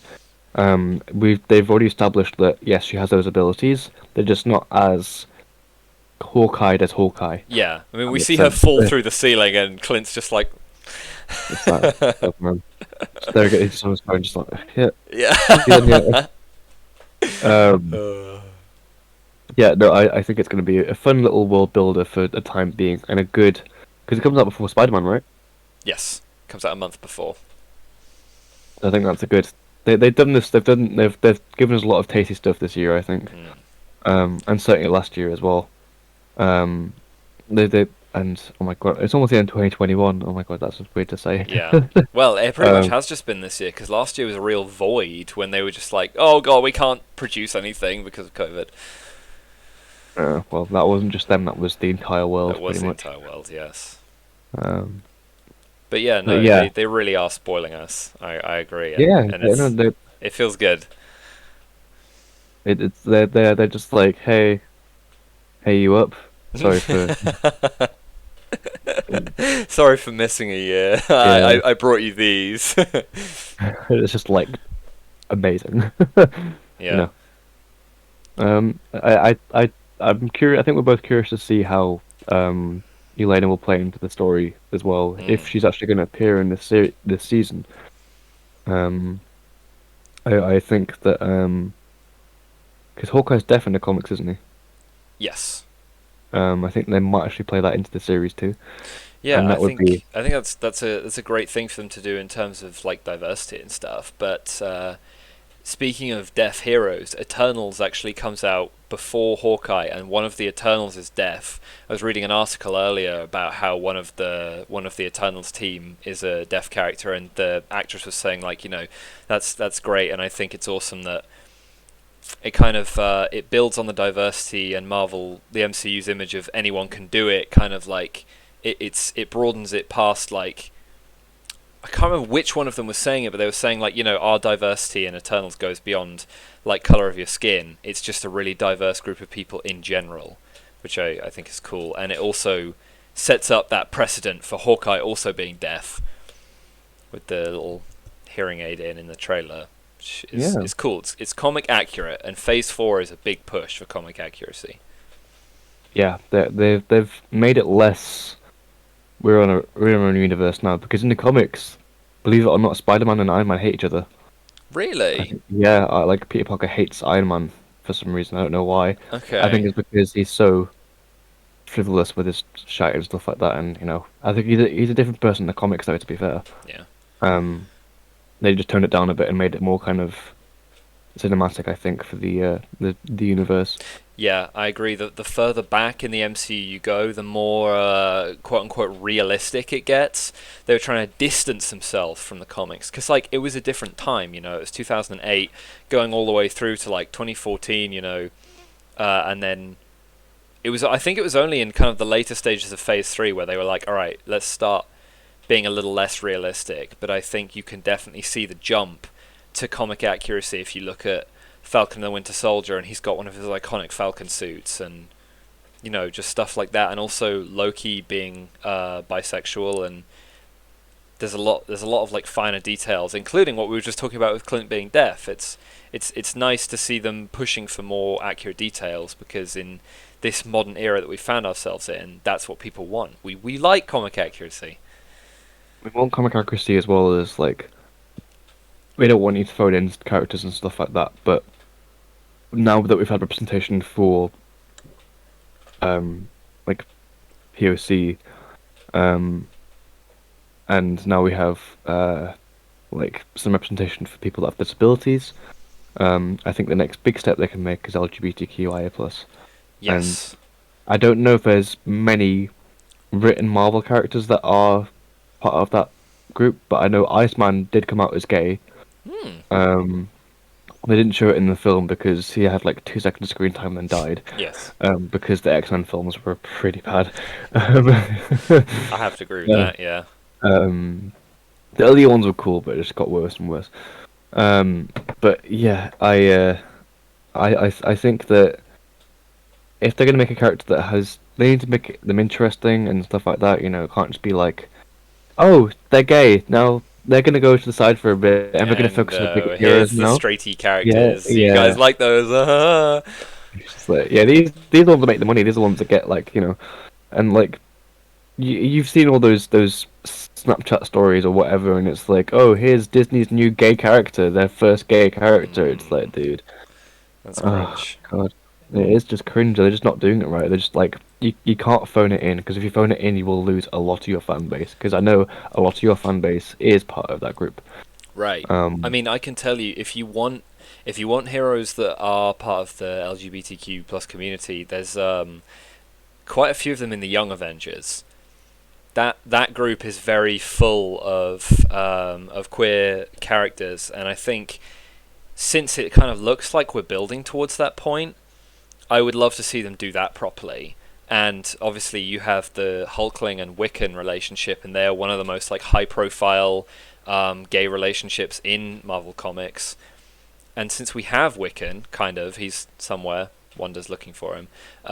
It would be really nice to see that blossom, and for them to do those relationships and give them screen time when Young Avengers eventually lands, whether it's a film or a show or whatever it ends up being. I think it should be a show. Personally, I think I they should also agree. have. I think they should have films when they need to have a bigger threat. But I think the Young Avengers is more going to be like Young Justice, where it's going to be just like them fighting small threats and stuff like that, and Right. um, Learning how to playing work as a team and stuff. playing into this big universe as well. I mean, like Aqualad was gay, wasn't he? Um, I think I Not believe the he one was. in the show. At No, but least I don't think. I think there was something about him. One of the Young Justice is definitely I like. wouldn't doubt it. I would Yeah. assume so. But they are working towards that, and I think they're working towards a point where they can give Spider-Man a break as well. Yeah. Because like he's been through a lot of shit, and I think they'll be like, "Oh, we need to call Godric Gryffindor." It's like, no, it's Spider-Man, but yeah, Godric Gryffindor. Let's call him. Um, you know, they want to give. They should be giving new characters this spotlight, and I think that I don't know. We don't know how it's gonna go. We don't know what the next big plan is. We know it's gonna. Well, in fact, I want to say as well for Eternals, I'm hyped. I'm pretty interested in that one because it just looks awesome. I love big, massive things that are massive, Yeah. um, and I remember this. I think you first see them in Guardians of the Galaxy or something like that. Really? Um, I think so. You don't actually see them, but you see like a little portal of like what happens with them. Oh, is that Uh, when they're explaining about the dawn of the Infinity Stones, and there's that giant thing wielding the Power Stone in the that's it. Yeah. right, right. Um, I don't know if that I know that was sorry. That's not that's a Celestial, not an The Eternal. Celestial, but Um, they did create the Eternals. yes. Um, even though they couldn't intervene unless they were variants, then it's like, oh wait, hang on, this our version of Thanos was a variant. It's like, Yeah, it's um, like what's the name of the actual thing? The like opposite of the Eternals. They're called dead. well, I can't remember the word, but they're like evil, and like you were saying, they have certain rules where they're allowed to intervene, and You don't mean the Watchers, do you? No. no, it's like let me look it up actually while I talk. Okay. But I think the Eternals cast, like, or not cast, but like the actual characters themselves, they look like a very likable group of people. I think there's a lot of like fun to be had there, which is one of the things I'm most excited for about the movie. I love a good team up, and I love when the team up has like fun, like banter and interesting dynamics between. Okay, the Deviants. The changing people, dubbed the Deviants by the Eternals, are a fictional race of humanoids appearing in American comic books published by Marvel Comics. And apparently they will be making their debut in Eternals on November 5th. Cool. I really liked the because everyone was like, oh, it's just the new Man of Steel film, and I'm like, no, he looks different. I mean, obviously he's got the same powers and stuff like that or whatever, but like, Yeah. I don't know. I think they're giving these characters their time to shine. They've trusted the actors enough and trusted Mm. the concept enough that they can have a bit of fun with it. I mean, there's a bit where they're just like that on television is like, so what's it made out of vibranium? And just like, pff, and the entire thing's full of stars. Yeah. And the guy's like, I can arrange 4 season. Yeah. There's also that bit where he's like, they're talking about, now that Iron Man and Steve Rogers have passed on, who's going to lead the Avengers? And then he's like, well, maybe I could lead the Avengers. And there's a pause, and everyone just starts laughing at him around the table. uh, Uh, I'm so no, excited. I think to go on to a bit of a slightly different topic, but I think that the next iteration of the Avengers team is going to be less leader based and more kind of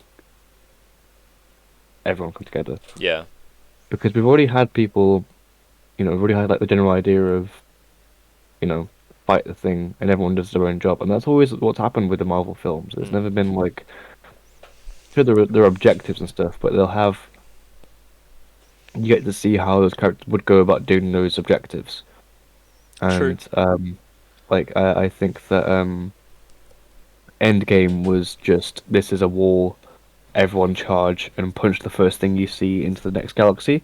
Yeah, Um, and like I think that they're now realizing that we can keep track of who people are because these characters aren't put all in the same color outfit.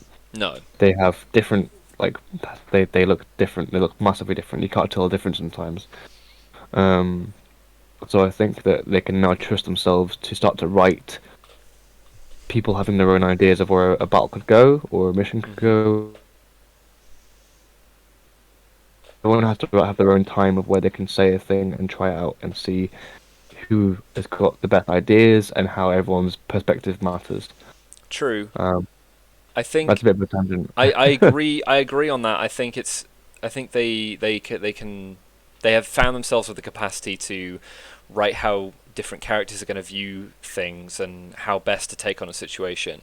But I also think I think leaders will emerge from the chaos of forming new teams because I think I think some characters are just better suited for it, and I also think that Marvel like to have, at least historically with comics, they like to have their little orders of like who's the team leader of this team at the current time and who will they be replaced by as team leader, whatever. And since we're going for comic accuracy in Phase 4, I feel like leaders will emerge, but I do agree with what you're saying about like kind of we'll get to see how different characters will like approach things, and it's not necessarily going to be like you have one commander just like telling the team like what to do and everyone follows. All I'm saying is that I just want to have more of the same because it's good. Mm. They've done like they have this formula and it works for me, and I'm guessing for a lot of other people as well. Um, I just like I know that I like a little bit of derivation from that formula now and then, but I think that I don't mean derive from it as in like break it down to its various points and rewrite the entire thing and then mess up what you're trying to make in the first Yeah, place. no, I I get think you. that apply that same ideology to a different thing and see how it works, which I think is what they're doing with Eternals. Mm. I think Yes. Eternals is that kind of. I don't know. I haven't really got too much to say about it because I don't really know too much about Eternals as themselves. But I like what the it got a different vibe. It reminds me of Watchmen in a weird way. Mm. Um, Yeah. it's well, I mean, some parts of it remind me of Watchmen because it's just like it's like normal people with superpowers, Yeah. Um, and that I think I don't know. I'm interested in it, which is good to Hmm. say. Um, Yeah, me I too. think that's what they worry about when they kind of have these more obscure IPs put onto film. It's like, how do we adapt this to a film? How do we get people to sit inside the theater for 2.5 hours or however long the film is and watch this thing? And it's like, well, I guess we'll find out. And that's all they have to say is just like, let's just sit down, write some stuff out, and look at past things and see how they handled it with those because I'm guessing that's what they thought when they first wrote the Avengers film. They were like, Yeah. how? How do we get these characters on screen? How do we get this fight scene to work on screen? How do we get everyone to have their own banter? And how do we make Hawkeye seem more useless than he already is? um, I'm joking about the last part. But like that's that's where the Avengers and Age of Ultron and Infinity War and Endgame worked, and that's where Justice League didn't. Because I mean, I know Avengers also had some heroes that came out of nowhere. It was the first time we saw the Hulk. Yeah. Well, But kind of. He did have his own film, but it was licensed by somebody else, even though it was part of Phase One. yeah, and yeah, I mean, I'm pretty sure that one that is part of continuity. I know that, but it's not on Disney Plus. Is it? I think is it? No, I don't think it is, which is kind of funny. They were like, "Oh yeah, you can totally play with us." Show it to the side. I think. Yeah, it belongs to Universal Studios or something like that, and Disney don't have rights yet to put it on Disney Plus. But yeah, but I think just while we're kind of talking about like how them learning how to create a good team up movie, I think they've done it a few times now, and they know how to do it good. Which is part of the reason I'm so excited for Eternals, and also why I'm so excited to see um, like Spider-Man No Way Home and also Doctor Strange 2, especially with Wanda in the mix and Spidey and all of that. I think they know how to do a good team-up movie. And even going further beyond that, like to these theorized Thunderbolts projects and Young Avengers projects and New Avengers projects, um, when I can trust that they know how to do it, that makes me especially excited for it because I am a sucker for a team up, and when this studio is like, "Hey, we know how to do this. We've done this before," it makes me super jazzed. Yeah, and that's the balance of it as well. Is that yeah, we love a good team up film, but we also want to have a little deep dive into those characters and stuff like that. But I Mm. think Eternals, I don't know if Eternals will do that. I think they'll have that one team up movie and they'll be like, yeah, these characters are all pretty kind of easy to guess. Mm. I don't know. I like. Again, we need to get to a point where we can see it and then feel why we should care about the characters and stuff like that.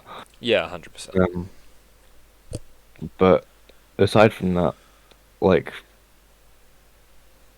it's so exciting to see where this is going, and I need to go watch Shang-Chi next week. Yes, you do. There's something I wanted to bring up, and I almost did, and then I remembered you haven't seen it yet, so you need to go.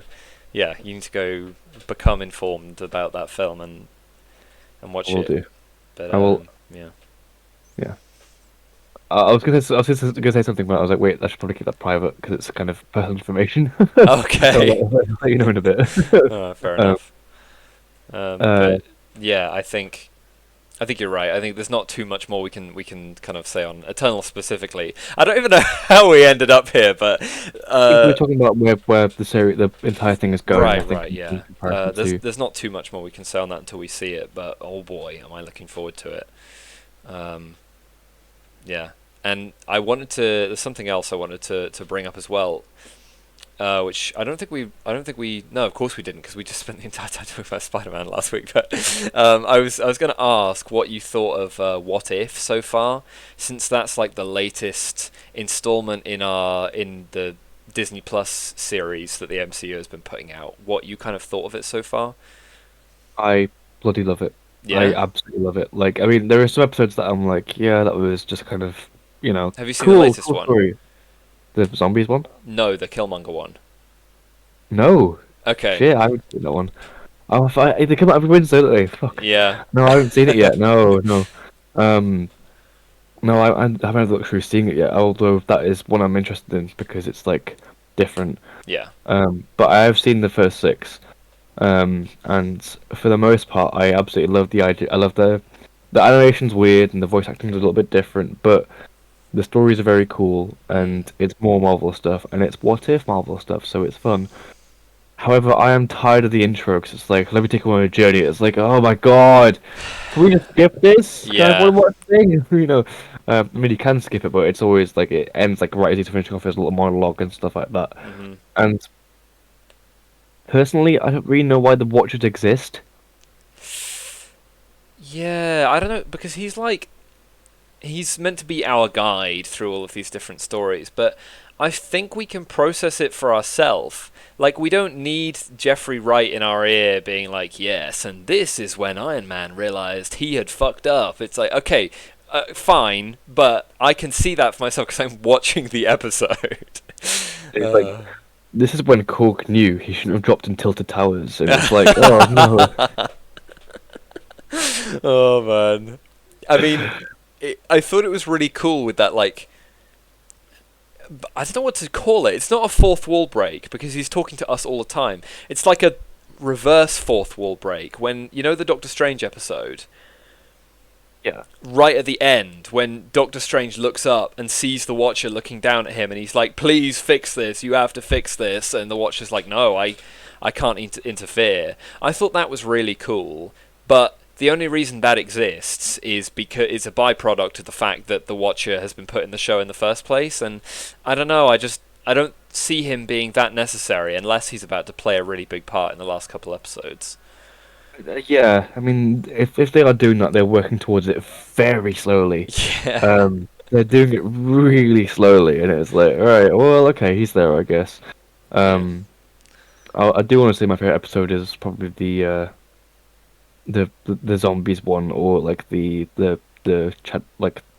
the T'Challa is Star-Lord one. Those ones were amazing, and the animation and little cameos of characters. We got to see like how the Duck got a cameo, Oh a my really god, I long know, right? cameo. Um, and uh, and we got to see the Collector use loads of like really cool items and stuff like that. Yeah. But like there were like I don't get me wrong, I absolutely loved like the first episode. It was very cool. It was very cool to um see Peggy and stuff like that. And then it ended with them fighting tentacles, and I was like, uh, Yeah. huh? Where'd that come from? Um, I get that they wanted to derive from the Captain America movie as much as possible, but no, it's not my favorite episode, but I like that one. Yeah, I've always written about the Star-Lord one. Sorry, go on. yeah, no, I was just gonna say I agree with the first one. I think it's great. Um, I I did really enjoy it. I think it's one of my favorites. Doesn't top the T'Challa one for me. Um, and I think personally with that one, although the ending was a bit weird with the big tentacle fight, I think they did a great job of deviating from the first Captain America film just enough, right? We still kept the storyline of that film, but it was tweaked and turned around and changed so that it really fit like a new version. It wasn't too similar, and Peggy is they just made her awesome.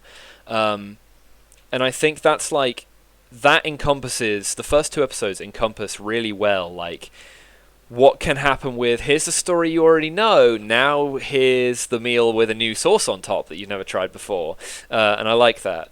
But Yeah, I like that's a good analogy there. yeah, Um, but I think my main issue with the show is sometimes it can be like a bit depressing for no reason. Like, I won't talk about last episode, whether that falls into it or not, but I think the Zombies episode and the Doctor Strange episode really stick out. It's like, what I'm seeing is so cool, but at the same time, it's like, it's really depressing how the Doctor Strange episode ended, and also in the Zombies episode, we just procedurally watch all these characters just get chopped off over and over and over. Especially also, all of the women went down, which is kind of sad, just as a separate thing. Until we have Spidey, Ant-Man's head, and who else was in the ship Black with them Panther? at the end? And Black Black Panther, Panther. that's it, yeah. It's like, okay, well, this is kind of sad, there's only three of you left, and it makes me bummed out. Like, I don't know, maybe it's a personal thing, but I think they're doing a little bit, they're going a little bit too hard on the depression front. And maybe could back off a little bit to make the show slightly more enjoyable. But I do think the actual material they're giving us and the scenarios they're giving us, are really sick. Yeah, I absolutely agree. I think my favorite one has to be the Doctor Strange one, though. Okay. Like, I don't know why I love it so much, but I've always liked that character, and it's a very interesting. It endears you to the villain, which is very interesting. Mm. And like when he was absorbing stuff, I was like, oh, cool. He's fighting big enemies and stuff like that. And when he absorbs the other Doctor Strange, I was like, what? I know, You can right? do that? It's Like, crazy.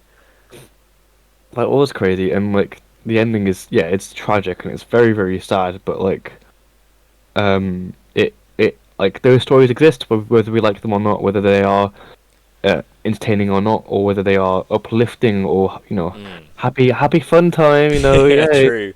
um uh we We watched a universe collapse. We watched an entire timeline collapse in on itself, which was, I think, really cool. Despite bumming me out, it was awesome. um I just don't know how like the zombies thing is gonna end, because now we only have three Avengers, and sorry, three and a half Avengers. Two and a um half. Two and a half, sorry, two and a half Avengers, yeah. That's the new sitcom they're making now. Um, uh, and they're against Zombie Thanos, who has, I believe, five of the six Infinity Stones, save for Vision's head. Yes. Speaking of Vision, I'm looking forward to seeing him in Multiverse of Madness, because I believe he's going to appear there. Yes, I wouldn't be surprised. Because one of the first pieces of information that we ever knew about the Doctor Strange sequel is that it's not only a sequel to the first Doctor Strange movie, it is also a sequel to WandaVision. And in the original slate of Phase 4, WandaVision came out and Doctor Strange was the very next thing to come out after it. And I think the way WandaVision leaves us, with Wanda searching for her kids who have kind of disintegrated because they sort of never existed in the first place, but kind of did. And we're left with the two parts of Vision, the white Vision body, which is flying off around the globe doing God knows what, and we have the piece of Vision's soul, which exists inside Wanda.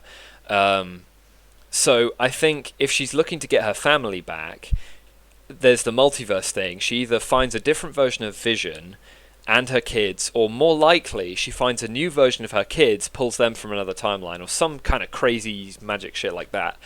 And then she finds the white Vision and imprints her piece of Vision onto him to recreate the original Vision.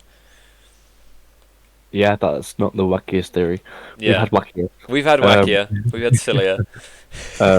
We've had Korg not dropping in the right place in Fortnite. Yeah. Um, yeah, it's I don't know. I mean, we have to wait till next year, is it, for Doctor Strange? It's either January or February. Yes. Um, and yeah, I look forward to seeing not only what's going to happen with those two, but also perhaps Mordo, is it? Yes. Oh, yeah, he's going to make a comeback. I know that. Um, I don't know who else we're going to see. Everyone's going to be like, "Oh, Mephisto, Mephisto!" It's like, "Oh yeah, here we go." There's So this, our second helping of Phase 4 Tentacle Monster with the villain Shumagorath, which was something that was like there was a merch leak about him, and he's just like a giant tentacle monster with an eye in the middle or something like that, and he's was that meant what to. was that what Peggy fought in What If? I think it is, isn't it? It might be. If it's not, it's a weird coincidence, but Oh, it very well could be. And I think, I mean, I guess at the end of the day, a tentacle monster is a tentacle monster, and there's meant to be one in Doctor Strange 2, which is cool. Yes, give us the weird horrors from the other realms that Doctor Strange can reach into. I was going to go in a very different direction. Oh god.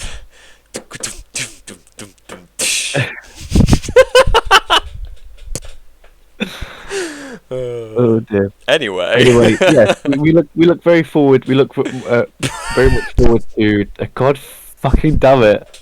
That's staying in. That's staying in. That's absolutely staying in. Anyway, we look very Anyway. much forward to Doctor Strange Mephisto coming out next year. Oh man, I can't wait for the rumor It's mill to just start Mephisto. churning. It's just Mephisto. There's nothing else. It's just the entire film. It's just one de-resoluted picture of Mephisto sat somewhere, and that's the entire film. It's like an old comic JPEG from like him sitting on a throne or something. Not even that. It's like a really bad, like badly drawn, like cropped off Rule 34 drawing of him. Deviant art. Oh man. I'm so excited. I don't care like who is in this film past the characters we already know. I'm so excited to see a Doctor Strange film done to the fullest extent of what you can do with a weird, crazy Doctor Strange film. Yeah. No, I very much agree. I like that he's still alive too. I know he's only been given like a few years so far in the Marvel universe. He's only been around since 2016. Mm. But I loved the first film. I absolutely loved it. I don't know why I loved it so much. I've always liked his character. Mm. It's a nice Um, film. it's yeah, it's a very like when you look at it in a certain way, it's a very different Marvel film. Yes. Because this is now another big factor of the entire universe of being magic. Yes. Um, and in Sam Wilson's words, a sorcerer is just a wizard without a hat. Yeah. And Doctor Strange has no hat. He doesn't have a hat. He does have a cape, He but no does have a hat. cape. Yeah. Um, I'm very excited to see this film. In my opinion, I know some people share it, some people don't. That the first Doctor Strange film did a great job of introducing magic to the MCU, but it wasn't given the proper space and time to fully flourish as a magic film. There are a lot of crazy things that you can do within Marvel, the greater Marvel kind of continuity, Marvel Comics and all that, with magic that I don't think they knew people weren't really ready for in 2016, and the people who were ready for it, I don't know, they maybe just felt that they didn't want to take that jump just yet. You're good? yeah, all good. Okay. Yeah. So I'm glad to finally see it done the proper justice. Yeah, I also agree with the whole like, oh, spells are just like coding and programs, all that kind of thing. But it's like, okay, that's a good comparison to make. But what? Huh? Yeah, I Explain know. We more. need more depth, right? And I think they were just like, if they can explain time travel, I'm pretty sure they can explain magic. Um, Yes. and you know, that kind of thing. Um, but the second one, it can be magic galore. You know, I think it's going to be, you know, Wanda doing Wanda stuff, Doctor Strange doing Doctor Strange stuff, and then Mephisto not being in the film at all. Um, and people are going to be online saying, "Oh, Marvel doesn't care about the fans." It's like, oh my god, they fucking do. They just want to give Mephisto his own. Yeah.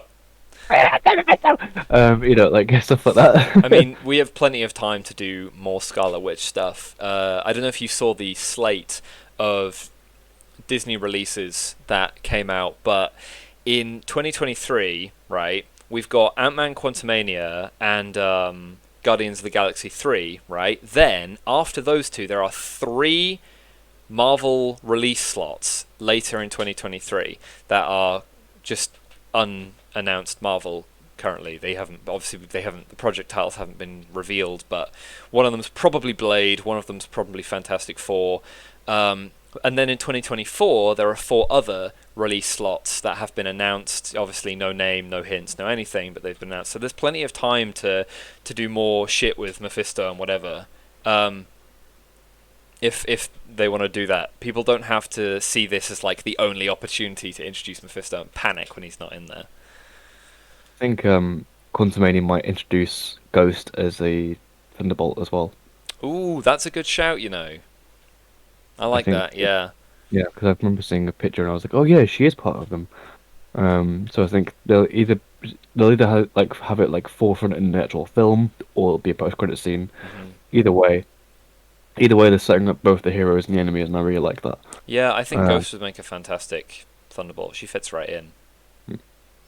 um, yeah, I don't know. There's a lot to go on, and there's lots to like. Fantastic Four, they need to sort that shit out. I think they're going to try and sort that out before they try and do X-Men. But I never really got into Fantastic Four that much. Um, Yeah, like they are I a mean, there weird was one, I guess. It's like it's like a team, but they are called the First Family. They have a bit of a different dynamic to like the Avengers or something. well, like we've had different origin stories for them, and the only one I can remember is the one with Miles Teller and Michael B. Jordan and stuff, and that one was a very cool one because yeah, it worked and stuff, and then the film just sucked. um, but, Yeah, it did. Can I just say something before we move completely away from Doctor Strange? There's just one thing I wanted to just a fun little tidbit. So Doctor Strange came out in 2016, right? And in 2013, I believe it was 13, not 14, Captain America: Winter Soldier comes out. that was Um, 2014. 2014. Okay, so that comes out that year. And the I cannot remember his name. It's Agent Sitwell, maybe. The Hydra guy. They take him up to the Yeah. roof and they drop him off, and Falcon brings him back up. So that guy, when he is explaining oh my god, I can't remember the words. He's explaining the thing that they can do that to like predict the future and stuff. It's like the something frequency or the something sequence or the thing that Zola set up before they put him in the computer. Right. Hold on, let Uh, me find it. I'm gonna cut this in the editor so that I can okay. tell you what I'm actually talking about. Yeah, he says Zola's algorithm is a program. Which led to the events of the end of the film, right? Yeah, it's for choosing targets, and I think that's something that they used with Bucky because they were the ones providing the targets for him to go and hit, and they used Zola's algorithm to pick people because it could predict the threat levels of just people kind of in time. So like Steve. And one of the people that he lists when he's explaining Zola's algorithm is Stephen Strange. He just throws the name out. He's like, you, someone else, Stephen Strange, anybody who might be a threat in the past, the present, or the future. And I just think that's like a fun little tidbit that has taken us like 5 minutes to Yeah. wrap up. It's cool that that exists. Yeah, I think that that'd be a fun thing to theorize and explain and be like, oh, how does it work and stuff like that. But for one, I love that scene in Winter Soldier. It was a very cool scene. It was very creepy. yeah. It was just like I like the bit where Black Widow's like, "Shall we play a game?" And I was like, "Oh, that's Yeah. funny. It's a reference or Yeah, I something." know, and it's like Um, throwing a nice little bit of humour in there. They don't always give her lines like that. It was a nice little moment. um, I want to give a quick shout out to again Cinema Wins because I when I brought up the thing from I believe Guardians of the Galaxy where we see the first Celestial. Mm. He was like, "Oh, I'd love a Celestials movie," and it's like, "Well, here we are." You know, it's like you look at the future. You did it again, buddy. Yeah, Um, but yeah, that's where I first saw it, and I was like, "Oh yeah, that's happening like next month or something," you know, or that is whatever pretty it's called. cool. Um, But you were talking about Fantastic Four before I just completely derailed that. it's absolutely fine. I never really liked them that much. Yeah. They're very like stuck in the past kind of like group, I think, Mm. and Reed Richards just annoys me for some reason. He's just stretchy and long. He hasn't got a good Pixar butt like Elastigirl. No, he Um, doesn't. um, he's trying his best, but like yeah, there's like if they're gonna do it, I know they're gonna do it well, but I need to give a crap about those characters. I need to give them crap. Like I'm worried about that more with Mm. those four than I am with any other character. Um, who I'm more excited to see, however, is Doctor Doom because I think he just looks cool. Uh, I I, I, agree. I, I like he's got a cool voice and he's, you know, I mean, in the film he was a bit weird because he was like, oh, I'm all raggedy and edgy and oh, I can lift things and I can beat all four of you, and then oh, blue beam to space, I'm dead. You know, Yes. I, But I mean, I agree. He does look cool, and I wonder if maybe people who are fans of MF Doom have a bit more appreciation for the aesthetic. Maybe not more appreciation, but like added context that makes us like him yeah, more. But I agree. He is I, so cool.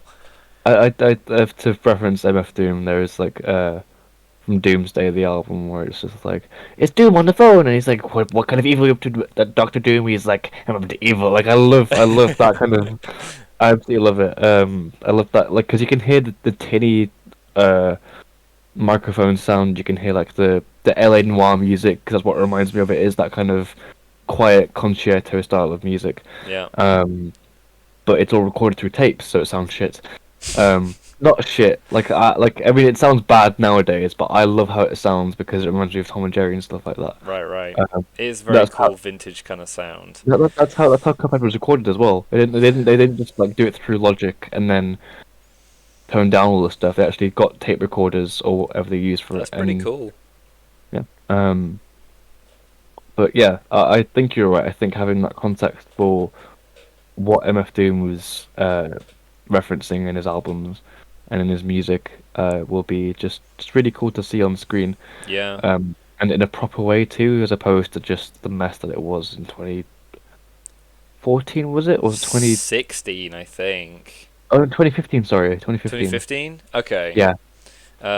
Yeah, I agree. It's something that that's hard to get right in the sense that I love that you pointed out that they're a bit like stuck in the past because like I agree they are one of the faces of like old heroes. Well, Yeah. Sue, I think we have a problem on our hands. My machine is malfunctioning. I think Doctor Doom's taking it over. Yes, Richards, it's I. You know, kind of they're a bit Really old good impression, by timey. the way. Yeah, Really thank good you. impression. So that actually brings me to a really interesting theory. It's a little bit outlandish. It's a little bit wacky kooky, but it's something that I love the idea of, right? To kind of because their like whole sort of 60s persona is a big part of their identity as a team, I think. Have their movie be set in the 60s, right? But they are a covert team, okay? They're a covert team working for, like, the very early days of S.H.I.E.L.D. or something like that. And have them fight evil as a covert team back then. Then some crazy quantum stuff happens at the end of the film, and they get brought to the present of the MCU, which is why they are allowed to have the 60s experience, but also that's why nobody knows their names and why they didn't go down in the history books as heroes, because they were on a mission, they saved the day, and then they were transported through the quantum realm to the present day or some shit like that. Well, they'll see them and be like, why are they in black and white? Yeah. uh, Um, yeah, I did I, actually. that, Sorry, you go. I think that's just a fun idea. I really like that idea. It's like I've always wanted to see that early. Like I love that look of the '60s stuff. I love like all the stuff. Um, I like that kind of that pre-war aesthetic or post-war aesthetic. Hmm. It's a very interesting time, and I think having our heroes in that era, because Captain Marvel was awesome during that time as well. Well, It was obviously she was a bit later, the she '90s, was but in the '90s, but like it was still before everything yeah, pretty yeah, much. yeah. Not before everything, but you know what I mean. I get what you mean exactly. Yeah, But we've already seen the '60s style in WandaVision, yeah. Mm. which I absolutely loved. I like my dad was like, "Oh no, it sucks. I couldn't watch it." And I'm like, "Well, you're missing out on like a really big plot point and some really cool stuff. So that's your choice if you don't want to watch it." But I loved it. I absolutely love like the kind of the slapstick comedy and oh no, the Yeah, crab's gone right out the window and probably killed someone. Uh-oh, you know. And then I love that it went into this kind of Modern Family thing, and it was like I don't know if you've ever seen Modern Family, but it is a lot of kind of weird talking heads kind of yeah, interviews yeah, and that kind of thing. And then it went to creepy horror stuff, and like I don't know. I think people would be used to that kind of look of the '60s and that look of mm. all the stuff, and having and it would make sense in continuity wise of why they don't exist at all in the MCU. They don't. There's never a single mention of their name. There's no, oh, Invisible Woman, or there's this big orange guy who says it's clobbering time every time he sees a bad guy or whatever. But like, Yeah, I think that would be a very fun idea and a very different idea for Marvel. I think that would be like a very big different thing, and the other way yeah. around as opposed to going to the magic stuff that they're going to right now. Yeah, I mean, it is pretty much my favorite theory that I've seen about the Fantastic Four film, and maybe it is too wacky for Marvel Studios to want to do, and maybe they might just try and build up from the ground in the modern day, like a younger team. But I just think that would be so cool, and I do love the Fantastic Four. I don't know why, because I didn't enjoy the film from 2015, and I think I enjoyed the older films, but they were still pretty flawed and a little bit crunchy. But something about them just attracts me. I love that they all have like matching uniforms with the blue. I think that's so cool, and I love their aesthetic of like there's the smart guy who has the stretchy, and then the invisible woman, and the fire guy, and the big guy. It's simple, it's classic, it stood the test of time, and I love it. And I would like to be handed a medium to get into them. I tried getting into like some comics, but I couldn't really find one that I really liked. Then I tried to read the Future Foundation comics, which is them after the Human Torch has died and Spider-Man is recruited, and it's like a whole thing, and they have white uniforms now. I tried reading that. I didn't really like that either. And I like MCU films. That's something I enjoy. So I want to be like handed it on a plate where I can go, right now. Here is my food. I can enjoy Fantastic Four, and I can really get into it and love these characters. I'm so excited to finally have a window into this team where I can enjoy it to its fullest extent. No, I agree with that. I did like the older stuff. I did like the film with Chris Evans and stuff. That one was pretty fun. Yeah. Um, and yeah, while the 2015 one pretty much sucked, there were some very cool parts of it. Like there was the one scene where they come out from the weird spaceship thing, and like you Mm. see Reed Richards like all stretched out, and like it's like kind of creepy. It's like, oh, that's horrible. I imagine like he's probably in a lot of pain. Um, and there were some good comedy beats in it too, but it was just like the ending was just, oh, we need to work together. Whoa, that's crazy idea. What? And I've it's never like, seen the end of that film, but I take your word for it. it is just like they all try and fight Doctor Doom on their own, and obviously they all fail. And then it's like they're all like, we need to work together. It's the only way we can defeat. And they do it, and it's like, oh wow, we beat them in like 2 seconds. Surprise, Wow. surprise. Mm. Yeah. It was just kind of cheesy, and it was very kind of an easy film to watch, but it was also a very hard film to watch. Yeah. Um, but yeah, I'm glad that they are making, like from what I was saying before about Eternals, where I was saying that they have, them now making more, like agency for Mm. like obscure teams and stuff like that. Like I appreciate that, and I think that like if they can do Eternals, if they can do, um, like Young Avengers, if they can do the Thunderbolts, they could definitely do Fantastic Four. They could definitely do X-Men if that Mm. manages to happen. Because we all know. I don't know if you've seen the rumor of Wanda being able to fight someone from the Fox universe, but Yes, that was I like a don't know whole who, thing. People were like, "Oh, Jean Grey." that would be too big for the first fight, though. I think it's got to be like I thought it'd be like Mystique or Yeah, maybe. Nightcrawler or Archangel um I think it's such a or weird thing to happen. Like in a Doctor Strange movie, when you already have all this other stuff going on, like his plotline with Mordo, Wanda's plotline with finding her family, and then you start chucking in, well, now she's gonna fight one of the X-Men. It's like, okay, well, hold on a second, I'm getting blown away here. I don't know if other people feel like that, or if people really want to see just more and more and more. But I do worry that like they might try and do too much. I mean, you've got to remember this is what was our point with No Way Home as well, is that they are very good at spacing out a lot of events happening in a film. Endgame was just that entire film. I mean, it was 3 hours long, but it was also they also managed to fit everything in True, true. perfectly and did the pacing well. So if you think of like normally fight scenes will only be about a few minutes long Mm, at most, and then Wanda's thing will probably stretch out for most of the film, but in little bits that's fed to us slightly, and then there'll be like a sort of fight scene with her and whoever, if that rumor is true, yeah, of fighting someone from the X-Men universe. Which, if you look at it in that kind of perspective, it's not really a lot, but it's how they make. That's the trick of writing stuff is that this can either be a massive thing or a small thing, mm, and if it's either, it's gonna suck. It's gonna mess up the pacing. It's not, or it's either gonna mess up the pacing and be too big, or it's not gonna be uh, existing at all, and it'll be too small. yeah, Um, and that's the risk they've got to take with these things, where they have to balance both Wanda's arc that we already have that's established from WandaVision, and then a ending to an arc that we've been waiting for 4 years for. Sorry, yes. not 4 years. Sorry, 6 years now. I think since Mordo appeared on the screen. It will be about 5.5 years. Yeah, by the time we actually get to the Yeah. film. So there's some big boots they've got to fill, but it's also like it's an interesting direction they're going with it. I think. I mean, that's always what we're going to say because Yeah. we love interesting stuff. But like, I I want a reason to take Mordo's threat more seriously because he was just like, "Oh, I'm angry at you. You use the dark dimension." It's like, "You're a naughty boy, and I'm gonna shit on your porch." Um, Yeah, um, I want to see him turned into a proper threat now.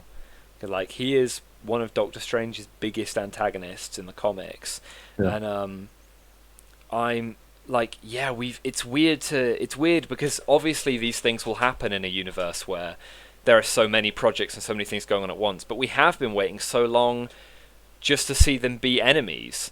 At the end of the first Doctor Strange film, he's like, yes, we saved the day. All right, bye, fellas. You won't see me again for a while. He walks off all edgy, and then he goes and finds that guy in L.A. or wherever it was, San Francisco or something, and he's like, you know the guy who used magic to restore his legs, and he's like, I'm gonna take your legs away because there are too many wizards in the world, there are too many sorcerers, and then that's it. That's the last we see of him. We have yet, after 5.5 years it will be, to see Doctor Strange go, what are you doing? We were friends. How could you start going around doing that to people? Where did it all go, Mordo? What's going on? So just basically just to follow on from your point is what I'm saying is, yeah, like we've been waiting, so show it to us. And it is the film I'm most excited for out of the upcoming films. I mean, I'm more about. I'd say I'm equally as excited for Spider-Man as I am Doctor Strange. Hmm.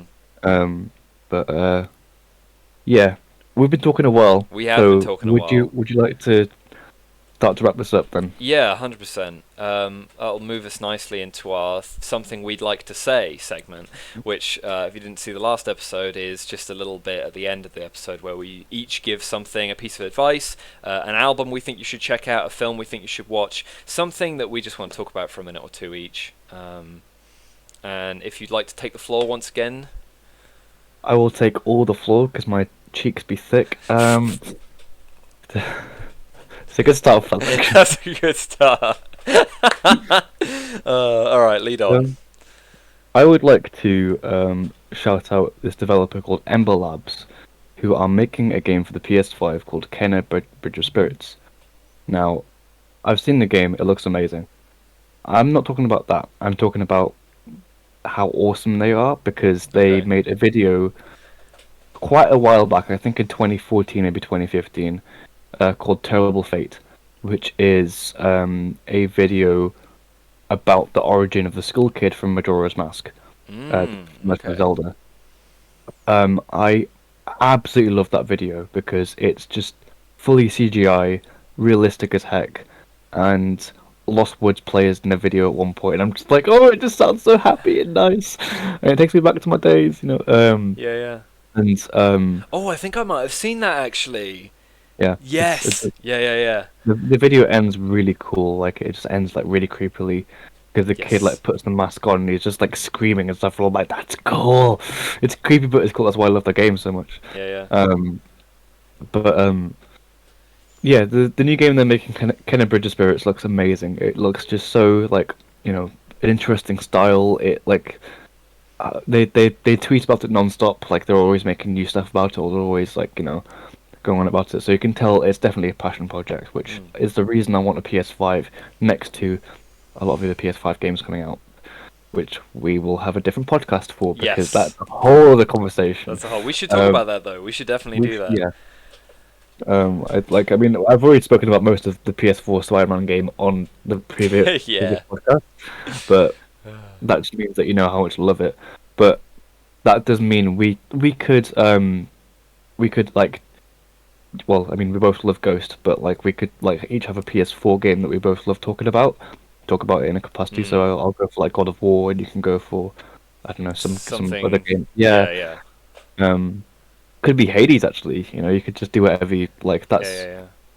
probably cut us if you want, but like it's like a good idea I think for us to kind of jump into something else. Yeah, we'll. Anyway, I'm gonna write that down. Well, I'll write it down in a minute. So I want to talk about a game called Ghost of Tsushima, which is it's a PlayStation exclusive about a samurai called Jin Sakai, and he lives on the island of Tsushima in Japan. When it is raided by the Mongol hordes, the Greater Mongol Army, led by Khotun Khan, and the game is it's kind of a vengeance quest, but it's also just kind of a quest to save his homeland.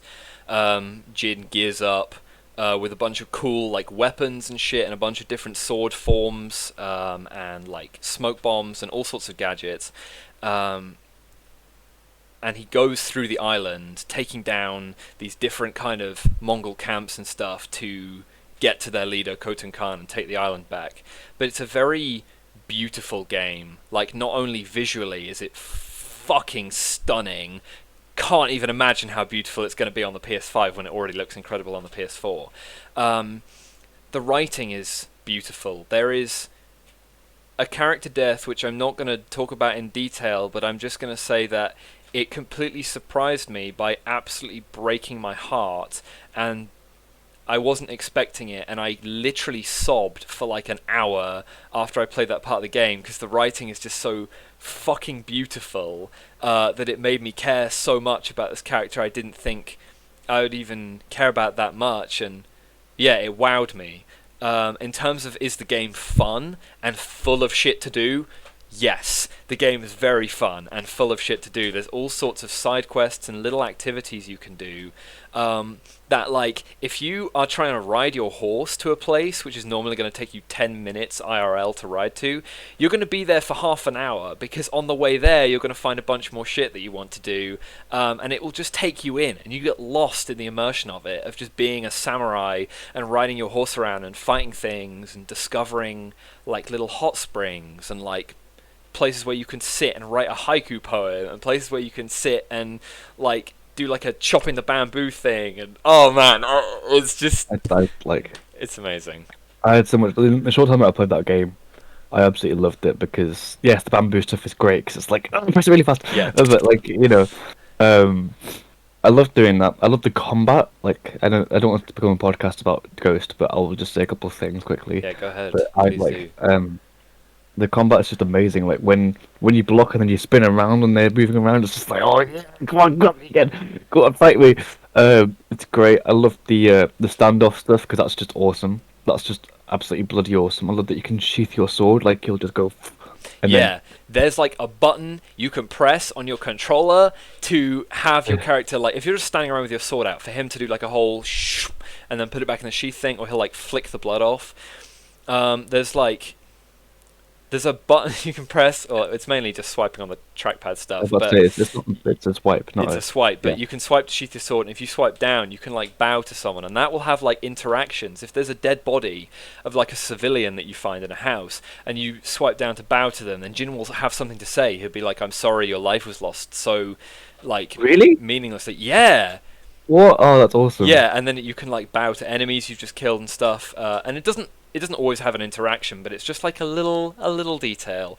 Plus the story is just sick, and I'm not going to talk about that because like I'll you kill haven't you. played so much of it, and I don't want to say anything really about the story past the basic premise, but it's fucking good. And the side characters you meet along the way that help you out are also fantastically written, and their side Yeah. stories are brilliant. And yeah, so you should play Ghost of Tsushima. There was one boss fight that I did which was just awesome. I think it was with someone who had just like turned evil, and the cinematography for that fight was beautiful. Yeah. Thunder, lightning, on this weird island out of the side of it. I was just like, dude, this game, like, because I grew up watching uh Kurosawa films with my dad. Like, I watched a couple of them, and that's what the game is based on. hmm A lot of that kind of, There's even a like Kurosawa mode where you can turn yeah, it on and the graphics look different to be like those old films. yeah. And one of the main points of those films was that they didn't care about hiding wires or anything like that. So there was one fight, I think it was in Crouching Tiger, Hidden Dragon. I don't know if that is a Kurosawa film, but I do know that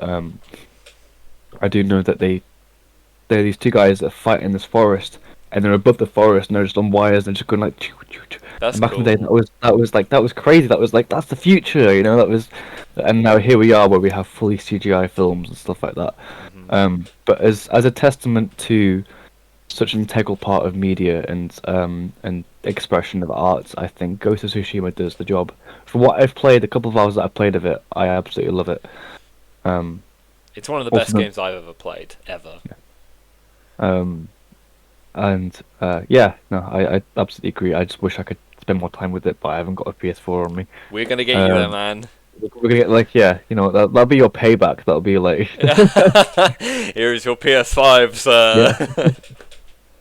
you had me Uh, cry. Just like, I wish I could have it. yeah. Oh no, but yeah. So that's kind of my piece on it, and thank you for your input as well. That was nice to have someone else who can also give insight on the game. But Oh, sorry, quick question before we move on to the end of this thing.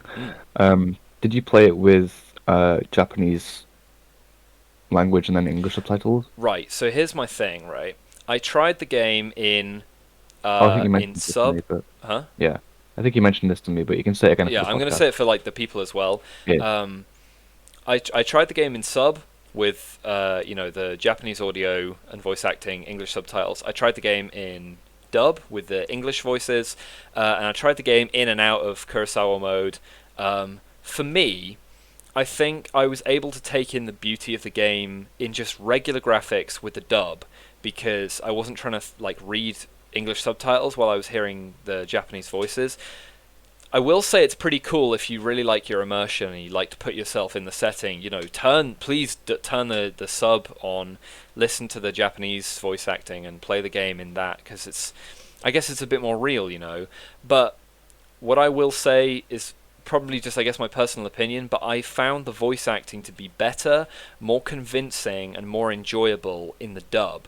So that was just another piece of the fucking cream on top of the pie. I get to enjoy this game, and I can enjoy it in my native language with fantastic like voice acting jobs, and I still feel immersed. I still feel like I'm really there. I still feel like I'm watching this really happen, like it's something that actually happened in history. Obviously, Jin is not real, but I didn't feel like I had to listen to the Japanese audio to really put myself in the setting, but it is basically a matter of preference, so do what makes you happy. But that's kind of my 2 cents on how I found my best experience to be.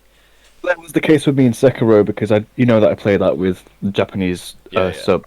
Sorry, a sub, but like English subtitles. yeah, yeah. But because the voice acting in that game is stellar. It is. I've Um, seen you stream it. It sounds so yeah, sick. like there are some really cheesy lines in the game, and one of the lines the final boss says is "How my blood boils," and it's just like you think, oh, it's just a cheesy line, but when you hear it, you're like, this is scary, but it's cool at the same time. If you heard that in Um, English, it probably wouldn't be as cool. How my blood boils.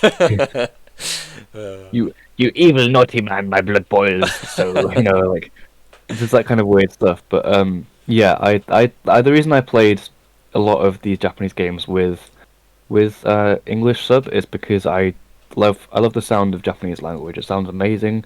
It sounds cool, and it's just a matter of preference. If you want to play it with English dub, go ahead. No one's going to stop you.